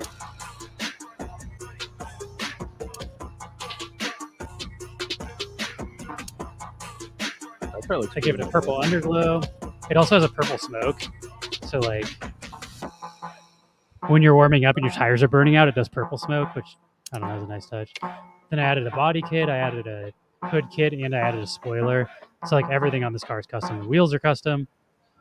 And that's because it only costs these green tokens, which I have millions of. But if you go to the higher tier cars, it starts costing those yellow tokens that I need to upgrade my engine. And I'm not going to spend like my engine upgrade points customizing my car until I maxed it out. Yeah. So if you go to like this car looks sick, but it's super slow. So I have to buy a second S tier car to be able to beat the campaign. This one looks like the friggin' Batmobile. So if you look here, like if I want to add an underload to this, it costs 100 of the friggin'. That's half of an engine upgrade. Like I can't be spending those tokens on that right now.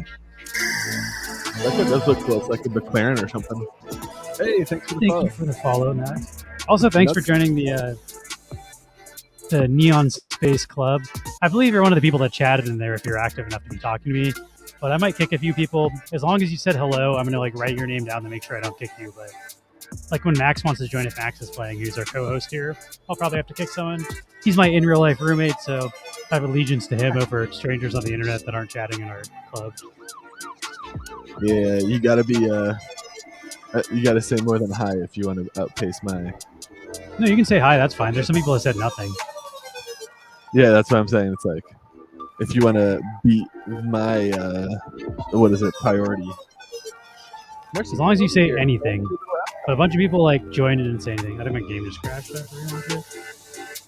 All right, I'm gonna try running my C-Class car, and I think my tuning's whack, so we'll try to tune it better because it's a big part of this game. I just showed off the drag races, but like the drag races are pretty simple. Like once you get the strategy down, it's just super repetitive. The kind of fun part is trying to tune your car so that you can get a faster time in the races. And that's something I've spent like 45 minutes to an hour just like changing one parameter at a time. Damn. Yeah, changing your name would also be helpful so I can like determine who it is. That's why I'm gonna have to like write down your player number so I make sure I don't kick you. But I'm also hoping they'll show like in NFL Rivals, which is Mythical's other game I play, it tells you how many days the account logged in, and I can actually see who's actually playing, so I'm not kicking people that are actively playing. But there's definitely people that download this game, they play it, they don't like it, and then they just like delete it off their phone, but then they're still in the club, and you're like, I don't know. Those are the people I'm gonna end up recruiting.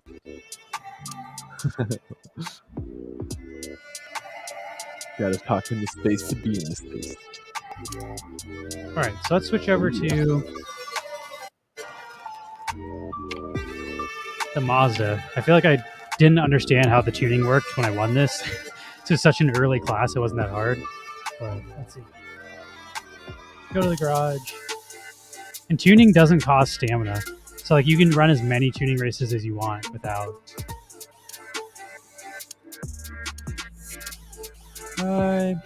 We'll do a quarter. You don't even run half-mile races in C-Class, so. This is just to like check your tuning or what? Yeah, the tuning doesn't make your car go down in repair. So you can run as many of these as you want. That's why generally whenever I upgrade my car, I always do a tuning race first to make sure the tuning isn't whacked before you race like that. So if you upgrade your engine, then it fucks up your tuning.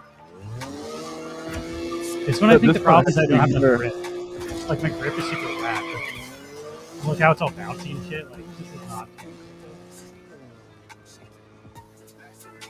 Yeah, that is a whack tuning. I don't know how the fuck it's. That's decidedly slower than your other car for sure. This is also C compared to S, but I think we want a higher top speed. We're accelerating too fast. So the way you get a faster high speed is if you drag all the way right, it's faster acceleration. If you drag to the left for your final drive, it's faster top speed. So try like this, and then let's just do another test drive. Does it cost anything to adjust your tuning or no? No, this is free. So this is really where like a lot of the bulk of the gameplay goes. It's just fine tuning.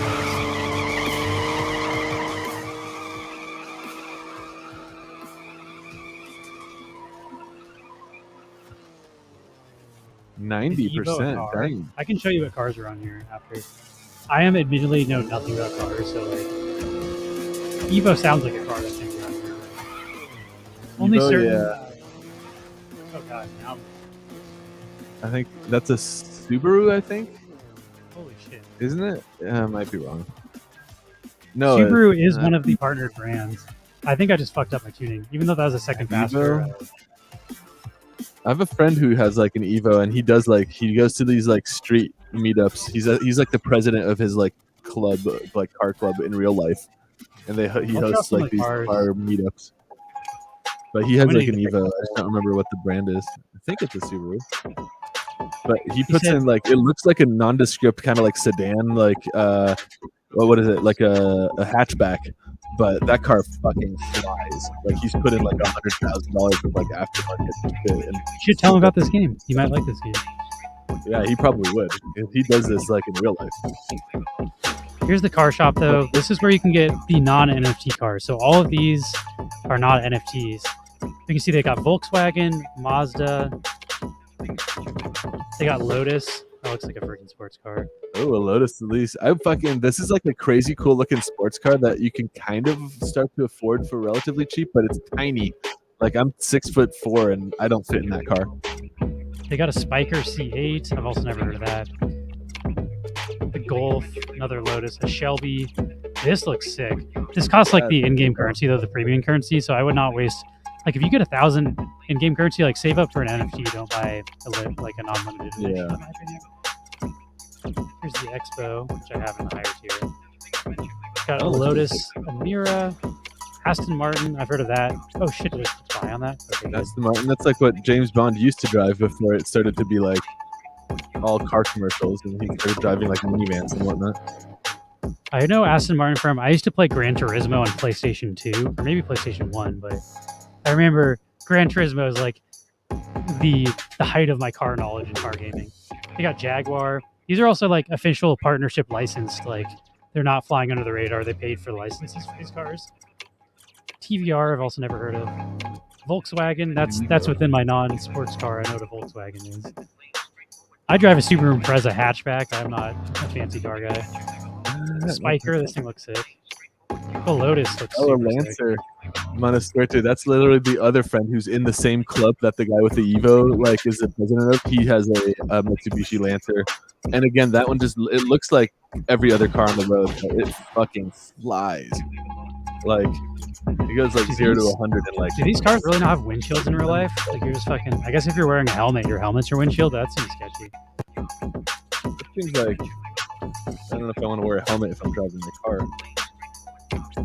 You guys are wearing helmets in this game when you look at them. Or Aston It is Martins. cool that they're actually like cars, like real car licensed like brands. It's not just like imaginary cars. That definitely like. And here's the S tier. These are the best cars. Honestly, I could buy all of these. I have 3 million tokens right now. A TVR Sabera. Oh, weird bumper, dude. Look at the back of that one. Looks fucking weird. Looks like a boat. Yeah, dude. What?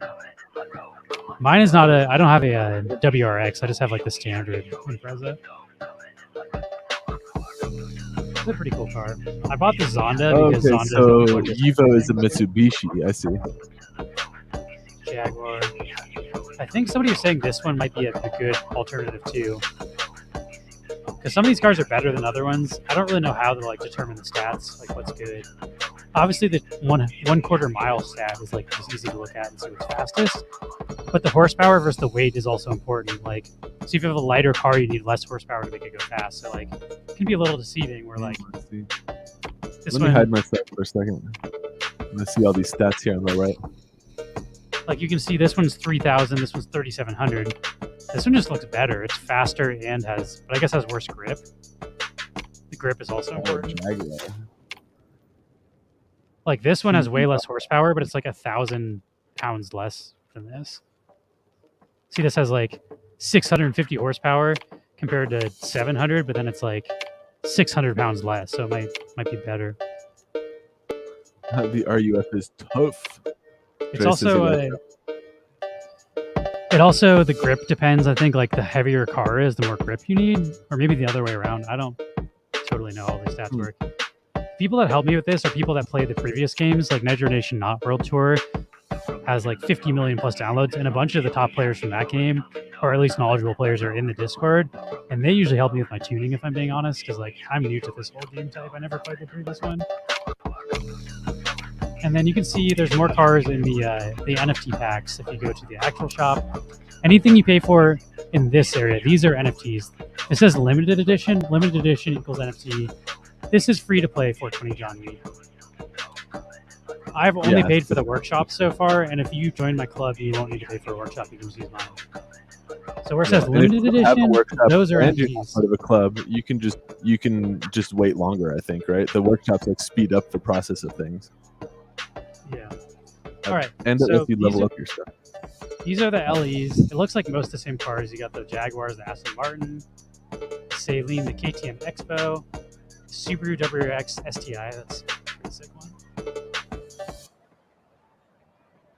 The Volkswagen. I don't know what the best car is in the game. Like, there's got to be a meta right now for what's the best.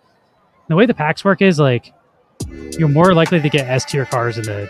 Like, I think you have a 0.5% to get the S-tier cars in these packs. And then if you look at the, like, 1500 3X cost pack, then it goes up to, like... You've got, like, a 5% chance to get the S-tier cars. Okay.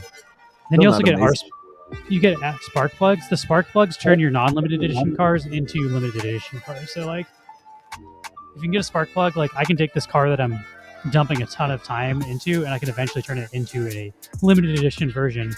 So if I, like, customize it and spend all of these tokens upgrading the engine, I can turn the engine into, like, you know, an NFT version. That's actually pretty cool. So while you're free to play grinding, it's not all just like wasted. If you eventually get a limited edition car, you could eventually just turn the one that you've been grinding into that.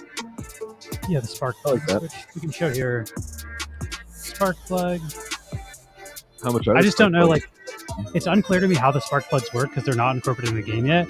But I assume like a common spark plug will only work for like D and C tier. I assume you need the higher rarities for like S tier cars. And those currently, like a legendary spark plug is a fucking $80 right now, so it's not cheap. So I don't know how that's gonna work. A mythical spark plug's $115, which is crazy. Yeah. Also, keep in mind this is a mobile game, so it's unrealistic for a price for an in-game item to stay that high, in my opinion. For when the game is like fully launched and at scale, I think the cars might be a little bit overpriced at the moment. Cheapest car right now is $60, but the packs are about $50 in game. So if you really want to like a Founders Edition car, it's not a bad idea to buy the packs in game. But they also come with the spark plug, so you're getting a better value because you'll be able to turn a non-limited edition into a limited edition. But I think they're going to release cheaper packs after the Founders packs, so I'm kind of waiting for that. And I'm just like, the workshops were only $5 when I bought them or less, so I bought a couple workshops. But if I can get a car for like $20, I'll wait until then, since I have myth from selling my. This is a good point too. The game is not like fully launched yet, so this is all like early access, like beta stuff too. So yeah, kind of keep that in mind too. There's definitely the Nitro doesn't work when there's a bunch of new shit coming out. Are you sure you can't move your pop-out video player to like a different spot? So I was listening to YouTube. I was literally walking, like I've been trying to do hour-long walks every day. I was listening to a podcast, playing Nitro while walking. I'm such a fucking ADD guy, but yeah, I had to put the screen over so I couldn't actually see the video, but I could still hear it. But yeah, I don't know if you can use the Nitro while the video is still open, unless you can like reposition the video. Let's see what the most expensive car is. Maybe that'll be what the best car is. Holy shit. This is a 3-star S tier. This has got to be one of the best. Is this mythical rarity too? It looks cool as hell. I guess they don't have rarities, just have tiers. This is S tier, 3 stars. So it looks like the Pagani Zonda is one of the top cars. HP Barchetta. The Aston Martin Valkyrie looks to be a... So these are like the chase pulls if you are opening a pack, what you would really want to pull out. That's yes, sir. Trey, this is mythical. So if you're on the mythical marketplace for rivals, along the top, you can just toggle right over to Nitro Nation, just like you could toggle into Blancos. So this is part of mythical. You can use the same currency that you're using to trade your NFT rivals player, NFL rivals players. You can sell an NFL rivals card and then use that currency to buy into this game if you like. This is probably the one I'd want, because I drive a Subaru in real life. I feel like I'd want to like represent Subaru and get this fucking three-star S tier Doc 75 WRX STI. This looks nothing like the car. It looks way cooler, but it'd still be like my version of the car I actually drive in real life. This looks sick too. I really like the colors on this guy. This hero. Yeah. Is that a Porsche or what is that? It looks like very classic. It says RUF-SCR. I don't know what that is. It's like a classic. It only costs 650,000 pounds, $800,000 in real life. I think what Ruff is the manufacturer. It's German as well. Dude, a guy I used to work with, his commuter car that he would drive to work was a fucking Ferrari Dino, which is like what the fuck are you driving that to work for every day? We got a Lotus Doc 75. This looks like a straight up like race car. Same with this. This looks like a stock derby car. Aston Martins look. Yeah, I doubt I'll ever be able to afford these, but it's fun to window shop and see just kind of like what the best possible pulls are. Yeah. God, this looks sick. This Zonda. It's crazy how like is the engine in the back? Like, why is it so far forward? Oh, dude, Pagani. That's hilarious because I was gonna say this looks like a car I have in GTA, but in GTA it's called the Pegasus. So it's like they do like an off-brand name. That's awesome. Yeah, I'm waiting. I think they'll release non-founders packs for cheaper, and eventually we'll be able to buy into the cars for cheaper than $50. So that's what I'm waiting for.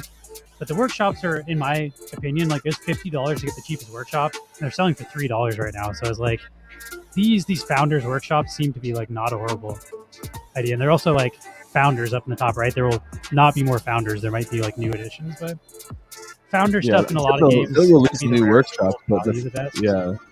It's like with Rivals, like there is those founders cards, and they are very limited compared to any other card. So I got some workshops, and I don't know. You do need to kind of know what the workshops are for, because you can kind of get boned if you buy the wrong workshop, in my opinion. Let me look at I generally do the rare ones. The epic ones are a little out of my price range. They're like $30 each. Oh shit, this is a good one though. A $30 expediter makes everything way faster. That would be really nice. Although technically I would want one that does like upgrade. Yeah, the rare ones are much more reasonable. So I bought a couple of rare ones. And these are $4.60 right now. The auxiliary shop is actually kind of crappy. I wouldn't recommend this auxiliary shop. Shut up.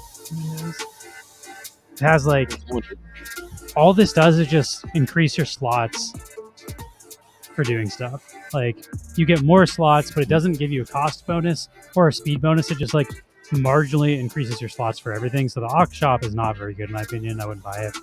The service shop, this is probably the most important one. This one, sorry, not service. You want the upgrade shop. I have a service shop, but this one is good if you're not in a club. Like if you're just going to equip your own in the next update, this will increase the speed of your service, which is like the 5-hour thing that I have. You currently can't use this though. Like there's no way to equip this, because even if you're a club owner, you can't service in your own club, which I think will be updated at some point. So you can use this. That's why these are so cheap right now, is because you can't use them. But I think this is not a bad one to scoop for when they do update so you can use it. Like this to me is one of the most important ones because it allows you to grind more frequently. And then I think the best one, custom shops are also not that important. I bought one just for funsies, but this just decreases the cost to like change the cosmetics on your car. It doesn't actually make the car better, but I do want to pimp out my car at some point. So for funsies, it's under $5. I was willing to buy one. But the one you really want, like the best one, is the upgrade shop, which the upgrade shops are not cheap. People figured out the meta. You want an upgrade shop. Damn, there's like no upgrade shop. These collective shops are also pretty decent. These give you a little bit of everything. Car loan slots. There's also like a core shop. The core shops are really good, but they're not cheap. Damn, people like these expediters too. I bought an expediter because it increases the speed on everything. So I got one of those as well. But you pretty much can't get a service shop now. The cheapest service shop is like over 2x the floor. But I bought one of these. That's what's equipped to my club currently because I think it's the most important. It speeds up, decreases the cost, and like allows you to upgrade your cars more. Which is how you beat the game. It's the most important thing. Oh, I see. I thought there's like a base shop. Yeah, core shop. These are really good too, but these are not cheap. Like, I'm not really willing to spend $22. Like, I'd rather buy one of each shop that does everything the core shop does than buy the core shop. But the core shop just gives you a little bit of everything. So these are pretty solid if you can only get one shop. But these are what the mythicals are. The mythicals are insane. Like, if you have the mythical, it's going to really up your club. The mythical shop just gives you, like, fucking everything. But these are $500. I'm not paying $500 for a shop in a mobile game. Yeah, I think something, I mean, NFTs and stuff in general, but I think something to remember is that at the end of the day, it's a video game. I don't know if there's $500 is a lot of money to put into a video game. Especially this, if I was really going to splurge, I think is what I would get. I would get the legendary upgrade shop because this gives you the max. It makes it so you can get your cars to level 10, which like my shop, you can't even max out your cars. Like, there are going to be people who have this shop who I just can't get my cars faster. So it's a little bit pay to win in that sense. But this, like, once you get this, you could upgrade all of your cars to the absolute best. So you could compete with pretty much anyone. So I do think if you're going to spend a lot of money, this is like worth buying. But it's way out of my price range right now. We'll see if they get cheaper ones at some point. And the epic ones are also not cheap as far as this epic expediter is a pretty good deal. But I would kind of want an upgrade shop. And the upgrade shop's like, people know the meta, they're not on the floor. Mahala Toretto in the chat here. He's like, ask any racer around. You win by an inch or a mile. Win's a win. $50 you can get an epic upgrade shop, but that doesn't even give you, like, I think you can only get to level 9. It would suck to, like, I don't know. I feel like if you're going to splurge, like, the legendary gets you to the max level, but if the price comes down on these two, I might consider buying one, but 50 is still a little out of my price range right now. I've only got $45 in my mythical balance. Who knows? Maybe if I sell, like, if I pull like a crazy card in Rivals and sell it for like $250, then maybe I'll buy a legendary. But till then, I'm rocking the rares. The rares are good enough for now. It lets you beat the campaign. I don't necessarily need to be the best in the world at this game. Like, it's definitely kind of pay to win, and I'm not willing to pay for it.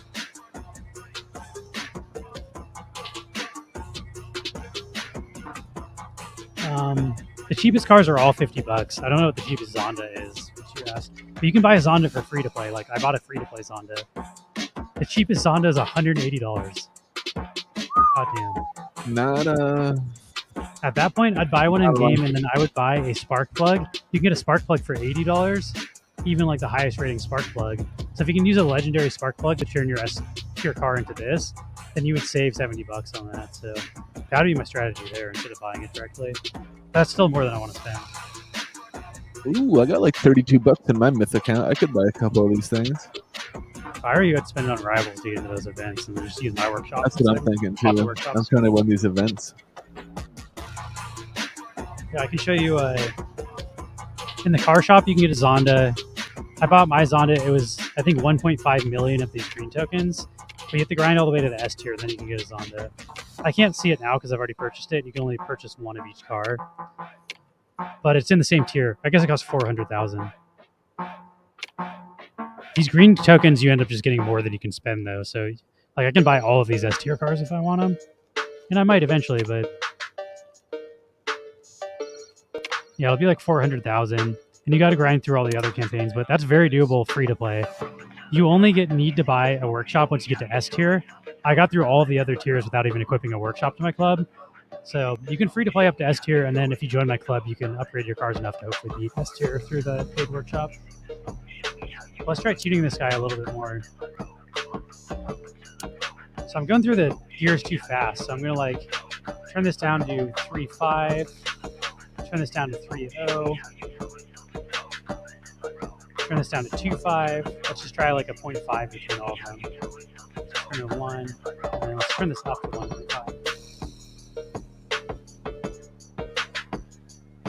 I'm just guessing. I have no idea if this is going to be right, but at least let us know. And then we can adjust from here depending on how well this goes. And if you want to join my club, hit me up on Discord. Most people in this chat are under Discord. I'm happy to boot someone for you. The club is full right now. You won't be able to find it, but there's a bunch of people in there that I think are not really playing. And there's a couple active folks like Nuck1 here in chat who I'm not going to boot because he's a homie.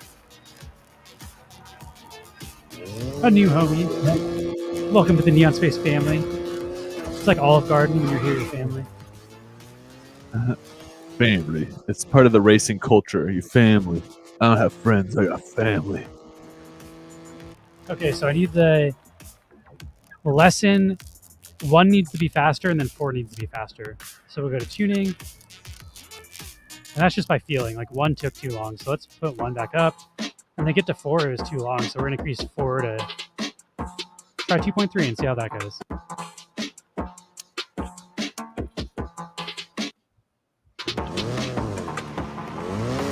Yeah, this is a big part of the game, is just like trying to find the best tuning, because then you can spend less for upgrades and beat the campaign faster.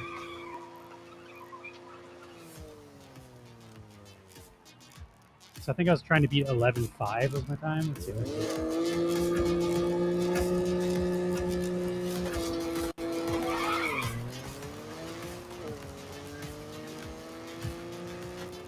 Now 2 takes too long.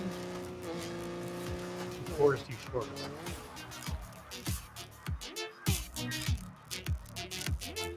That was faster though. We're getting a little better. So now we want to increase 2 a bit. Then 4 we want to take down. See how this goes. Yeah, this is a lot of the game. And I honestly like this, but I don't know how interesting this is for streaming, so I'm not going to spend too much time tuning, and we'll move on to boss fighters next. Yeah, I'm curious to see that one too. So there's a live tournament happening at boss fighters, which I qualified for because I bought an alpha pass.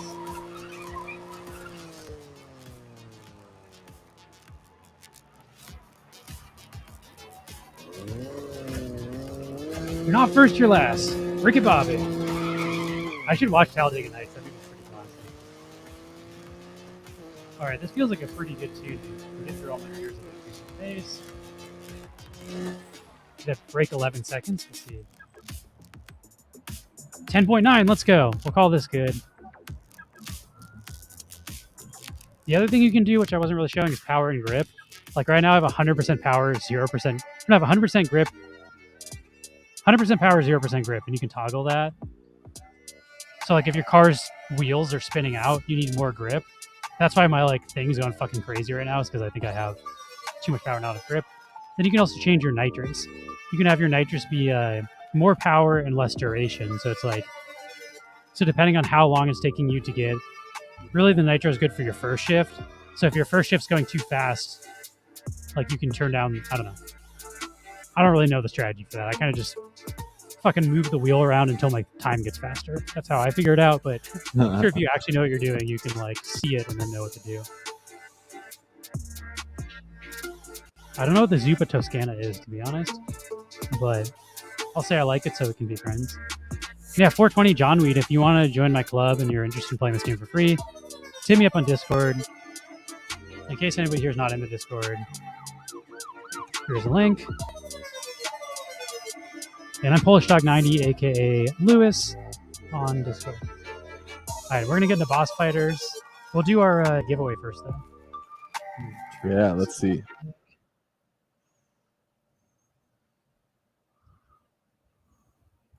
Alright, last call, exclamation point neon, if you want to join this Grubfish giveaway. This is for a free NFT on the Wax blockchain, in case anybody from Nitro Nation is watching. You can sign up for a wallet for free, I believe, with a Facebook account. If you don't want to connect your social media, you can just use a Gmail, and I'm happy to seed fund your wallet. It costs like 10 wax or something. I will send the wax to fund your wallet, so you can make a free wallet and then win a free NFT, and then you can sell this free NFT and then buy whatever your heart desires on the chain and get involved in wax. But also, if you just want to play for fun and you don't want to win the prize, we're happy to pass the prize to a current existing wax user. No pressure to join the chain. Yeah.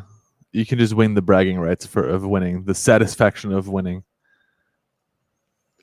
Boss fighters, which we're about to jump into, it's on Open Loot Marketplace, which is the same as Big Time, which I'm technically a Big Time investor, even though I hardly play it these days on stream. I was playing it a bit when Max and Paul left because I have it on my laptop out there and I had it set up.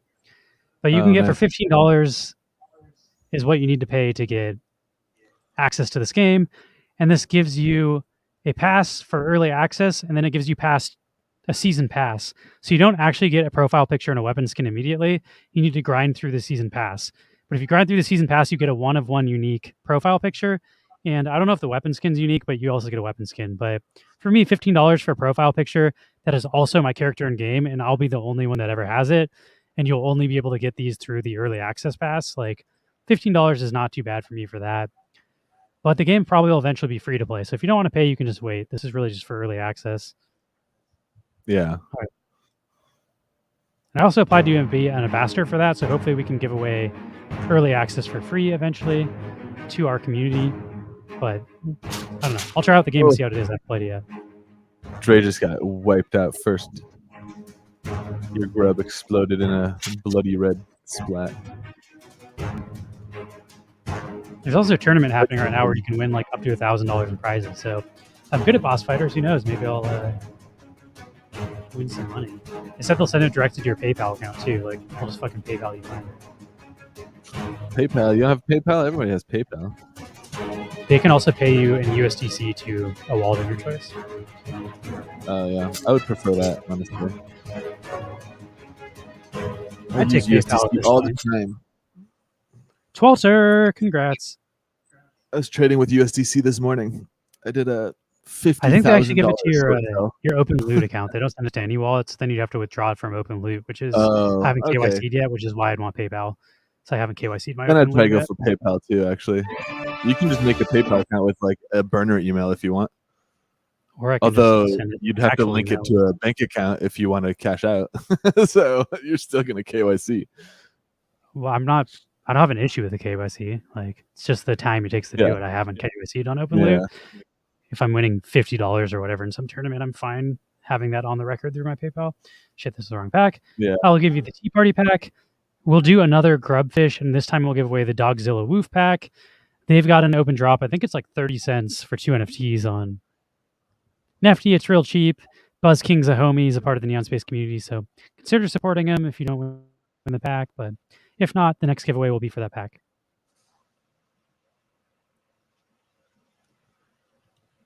Come on. GG. Signing a transaction.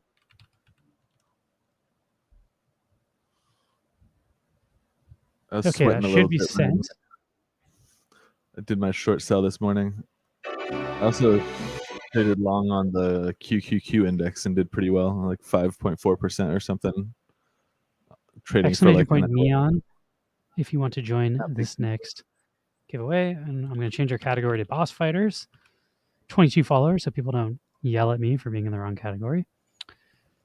And I'm going to post in the boss fighters Discord that we're streaming.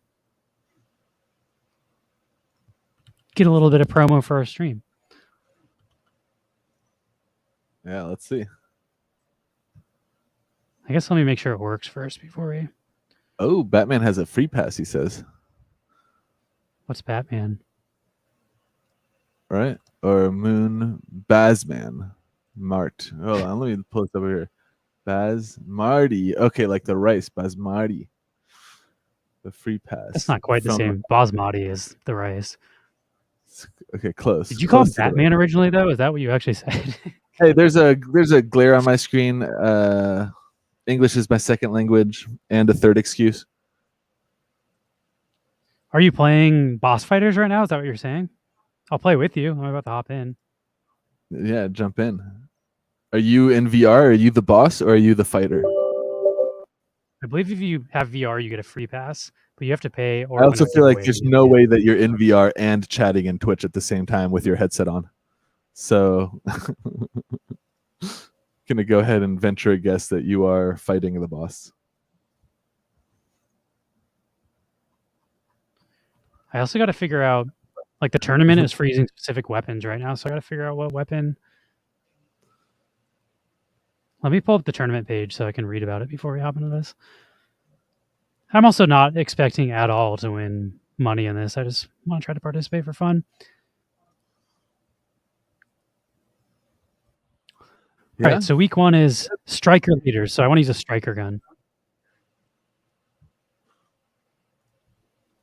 Oh, I have to update the game. My computer's almost out of space. I could barely install this thing. Damn. Oh, nice. I'm a fighter, too. We could be in the same round, potentially. I'm trying to get Max to set up VR so Max can be a boss, and then we can just wreck Max. I do, right? I got to set up my Vive. I have the whole room skill thing. I could be the boss. It was working, like almost working in the position I have it set up now, but like clearly I did no adjusting. I just like put it in the 2 most convenient places and YOLO'd. Yeah, I think it's definitely it's close. How I did you think get if the one the? oh, go on. Can I ask how you got the free pass? Did you have to win a giveaway? Curious how you got one. It's the only way I saw to get a pass was to pay $15, which is why I paid. Which is too late now. I already paid, but Yeah, for anyone watching who wants a free one, what's the secret? I think you have to win a giveaway or like watch a streamer. Oh, okay. Oh no, I don't have enough space on my computer to install it. Fuck. That's funny. You were just saying that. Hey, what's up with that? There's a hard drive on our. Just chilling on the fucking. Like, what's up with the hard drive that's just chilling on the bookcase? That's like a backup of the computer that I used for crypto like 3 years ago or something. If you want, you can have it. You can just wipe it. I think it's like 2 terabytes or something. That's a pretty big drive. Help me! I can't play games on stream because I fucking can't install them. Yeah, you can have that. I might try that if internal drives. You don't care if I wipe it. No, you can wipe it. You can. I have that computer backed up in SSD drives now. Fuck, what should I uninstall? God, I don't want to have to uninstall Counter-Strike. That's the game I play the most. Let me see if I can find that drive. I think it's pretty big. It's just sitting like on the bookshelf. I was looking at it. I'm gonna uninstall Overwatch. Sorry, Overwatch. I'll have to only play that on my laptop right now. Give me a second, people, though. I need to mess with hard drive space before we're able to install this game. I also installed this game on my laptop, but my laptop breaks the power in my room every time I try to use it. It's a freaking nightmare. Doesn't trip the power at all because they like rewired our living room. And I also set it up so like I put my laptop on our bookshelf so I can kind of pull it out when I want to play. Yeah. So it's in a more like easily set up place, which also means we can start streaming out there. It's 4 terabytes. So that'll solve your problems for a minute. It's not doing me any good just chilling here. It totally works too.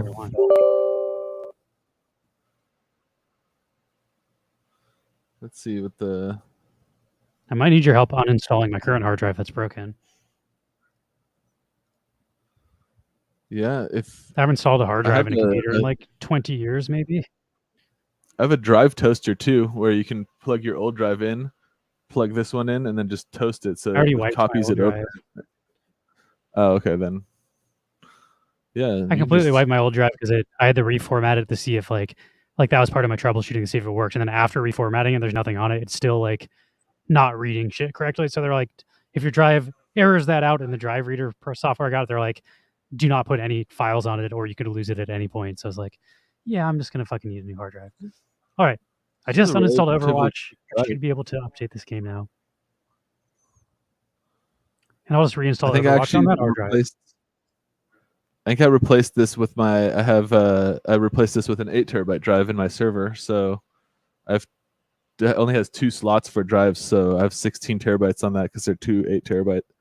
And this one I then turned into a backup. So yeah, you can totally actually have using it. No, and I probably won't use it again. This weekend, slower than the drives I have now.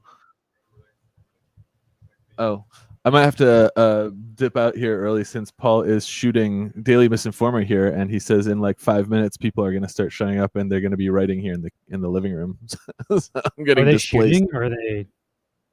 They're starting with like writing first, and then they're going to shoot. Okay. Like, so I don't have time to cook dinner because I also might need the end of the stream because I need to fucking eat. Yeah, right, Paul? Lou says he's going to have to cook dinner here in a minute, too. Yeah, he says, what time are you trying to shoot? Okay. I'll move out of here. What time are they trying to shoot? I didn't hear that. I didn't hear that either. He says they're starting with the writing. And then let me ask him next time he comes out here.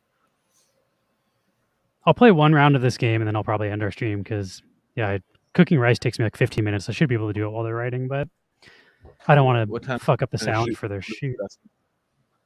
Lewis is asking what time are you trying to shoot, so you're not... He says like 6:30 or 7 or something is when they're trying to shoot. He says.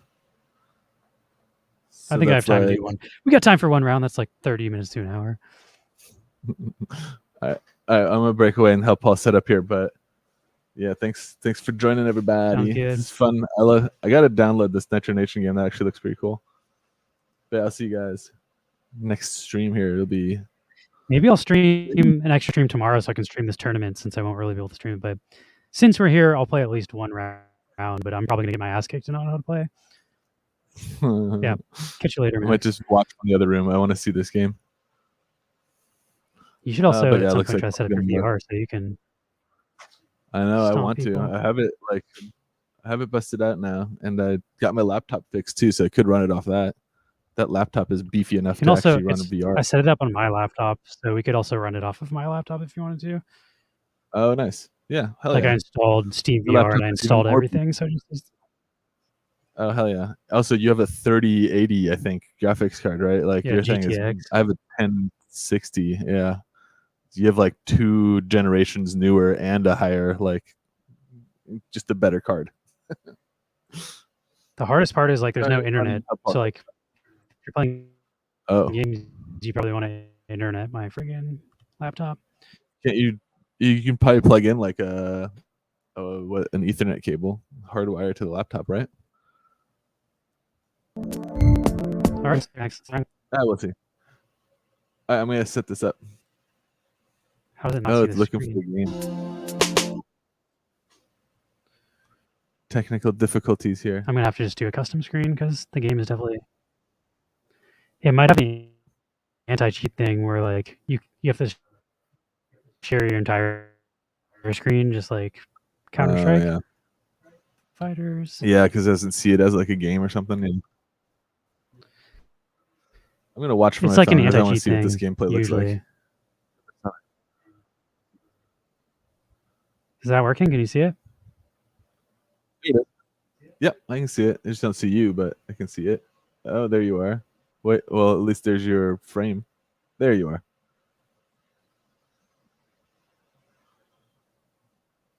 Dope. There.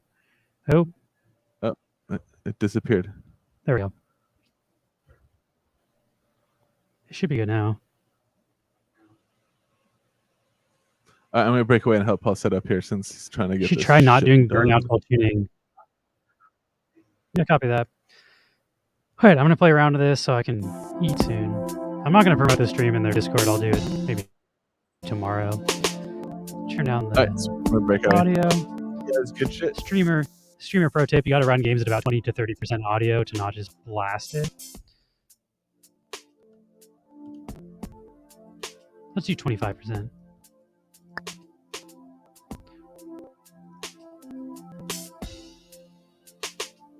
Okay, Striker is the gun that we need to do for the tournament, so we're going to try the Striker gun. And let's play.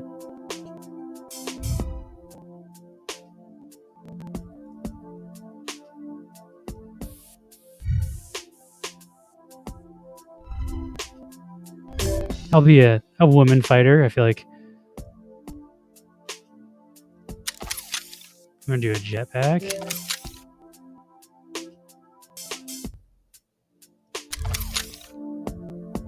Am I playing?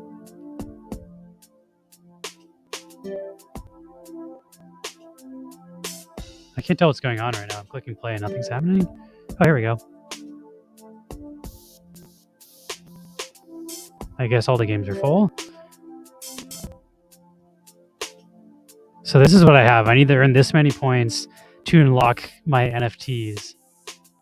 Oh, I can do boss too, actually. That's cool. So if I do these daily missions, these give me the points that will eventually give me the NFTs that I bought access towards.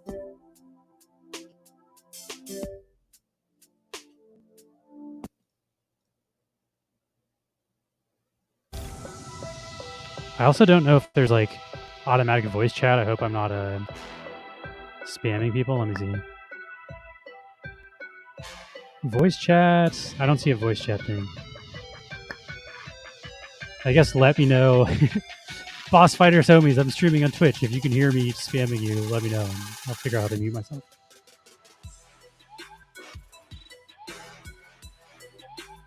So the boss in this game is using VR, and then our players, we're all keyboard mouse computer people. Maybe you can play the Xbox controller, but it's VR versus not VR. Us four are trying to beat the VR guy.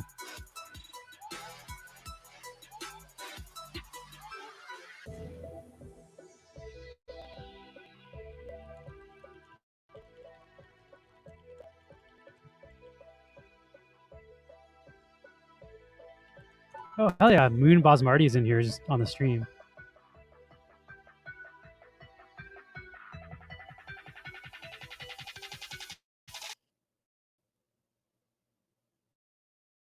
I have no idea how to play this game. I didn't do the tutorial. We're just going to raw dog it. Okay, there's the boss.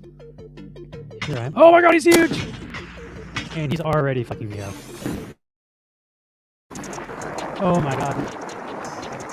It's also lagging badly. I think I already died. That was not good.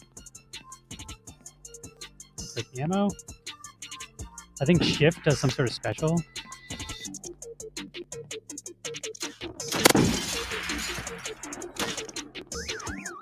Okay, so I just hit him twice. Oh, and then we need more ammo.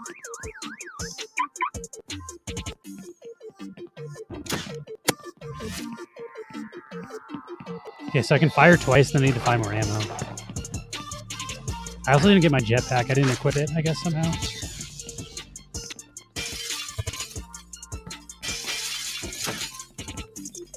I missed him. Now I need to find more ammo. The beginning of the game is a little laggy, but it's playing better now. This is also early access, and like I might be playing with people in different regions. This might not even be it. Okay, so I need this ammo. How do I get in there?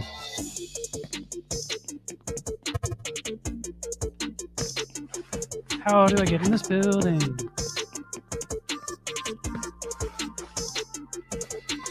Maybe it's here? Is there like a melee button?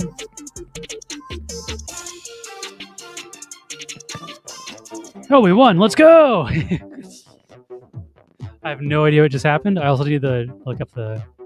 Hey, I did the second most damage. I'm not useless.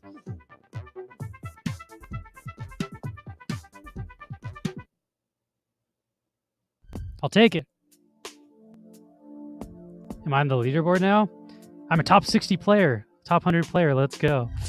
All right, let's see if I can equip this friggin' jetpack, though. I don't know why I didn't equip. I'm going to try one more round because that was so fast. Okay, and I got a lady. I got a jetpack. And I got the striker. I also really quickly need to see the keyboard. I don't know friggin'... Ability is less shift. So there's no like melee. I thought I could maybe break through those boxes.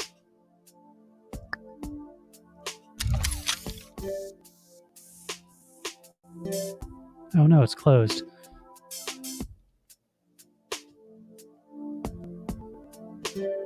I wonder if I can host a game. I wonder how that works. Or maybe only the... it would make sense if only the VR people can host a game and then everybody else has to join.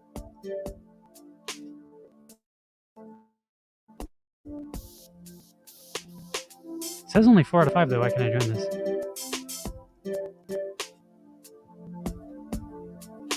Oh, hell yeah. I've already got energy towards my friggin'... Only need 488 more of these energies and I unlock my NFTs.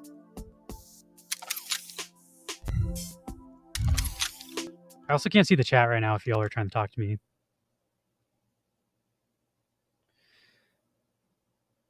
$420 John Weed said this is from the same company. This is a new company.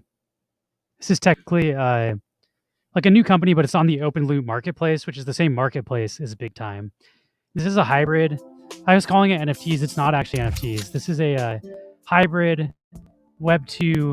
Why are these locked? Oh, okay. They're full. But these are hybrid Web 2, Web 3.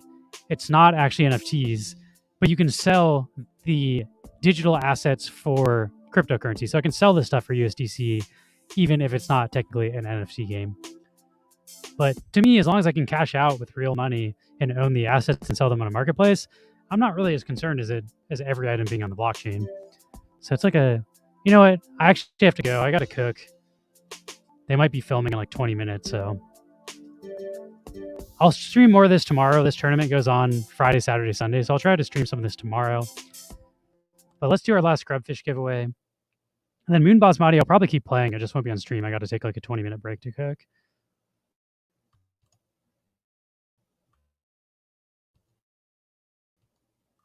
If anybody wants to know more info about this, feel free to hit me a score and walk you through how to get an alpha pass and whatnot. Exclamation point neon. Last call if you want to join.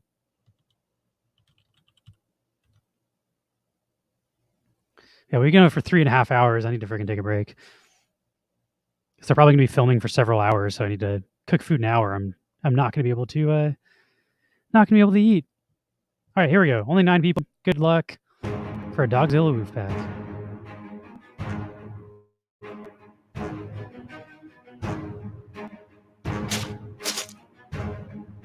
I'm going to cook me some rice. I'll probably cook some Mexican rice.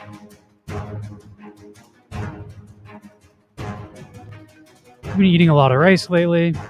I've been exercising more. I've been doing boom pole lifting, where I put plastic bags full of cans on my boom pole and I lift it above my head. It's basically like lifting weights. And then I've been walking for like an hour and a half every day, a couple miles.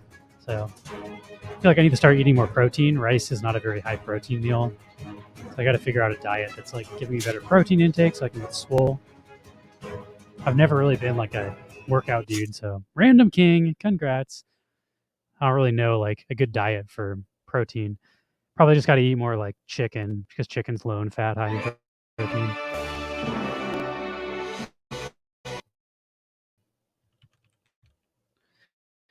Twitch prize wallets.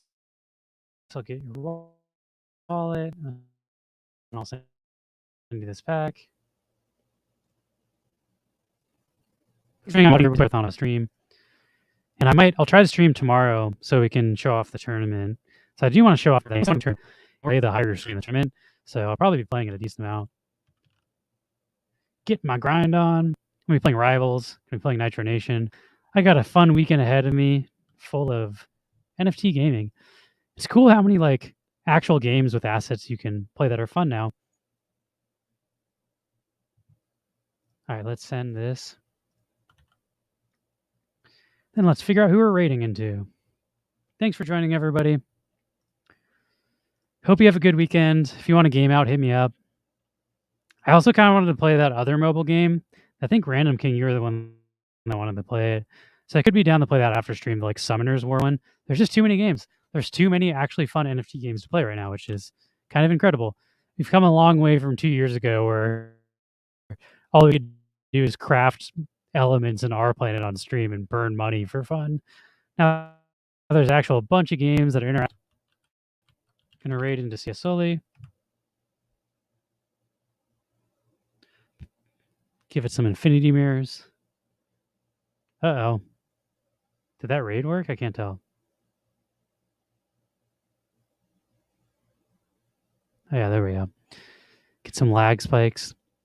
But I'll potentially see you guys tomorrow. On the off chance that I decide not to stream this weekend, we'll see you all on Tuesday. But I'm hoping to be able to stream a little bit of that tournament tomorrow.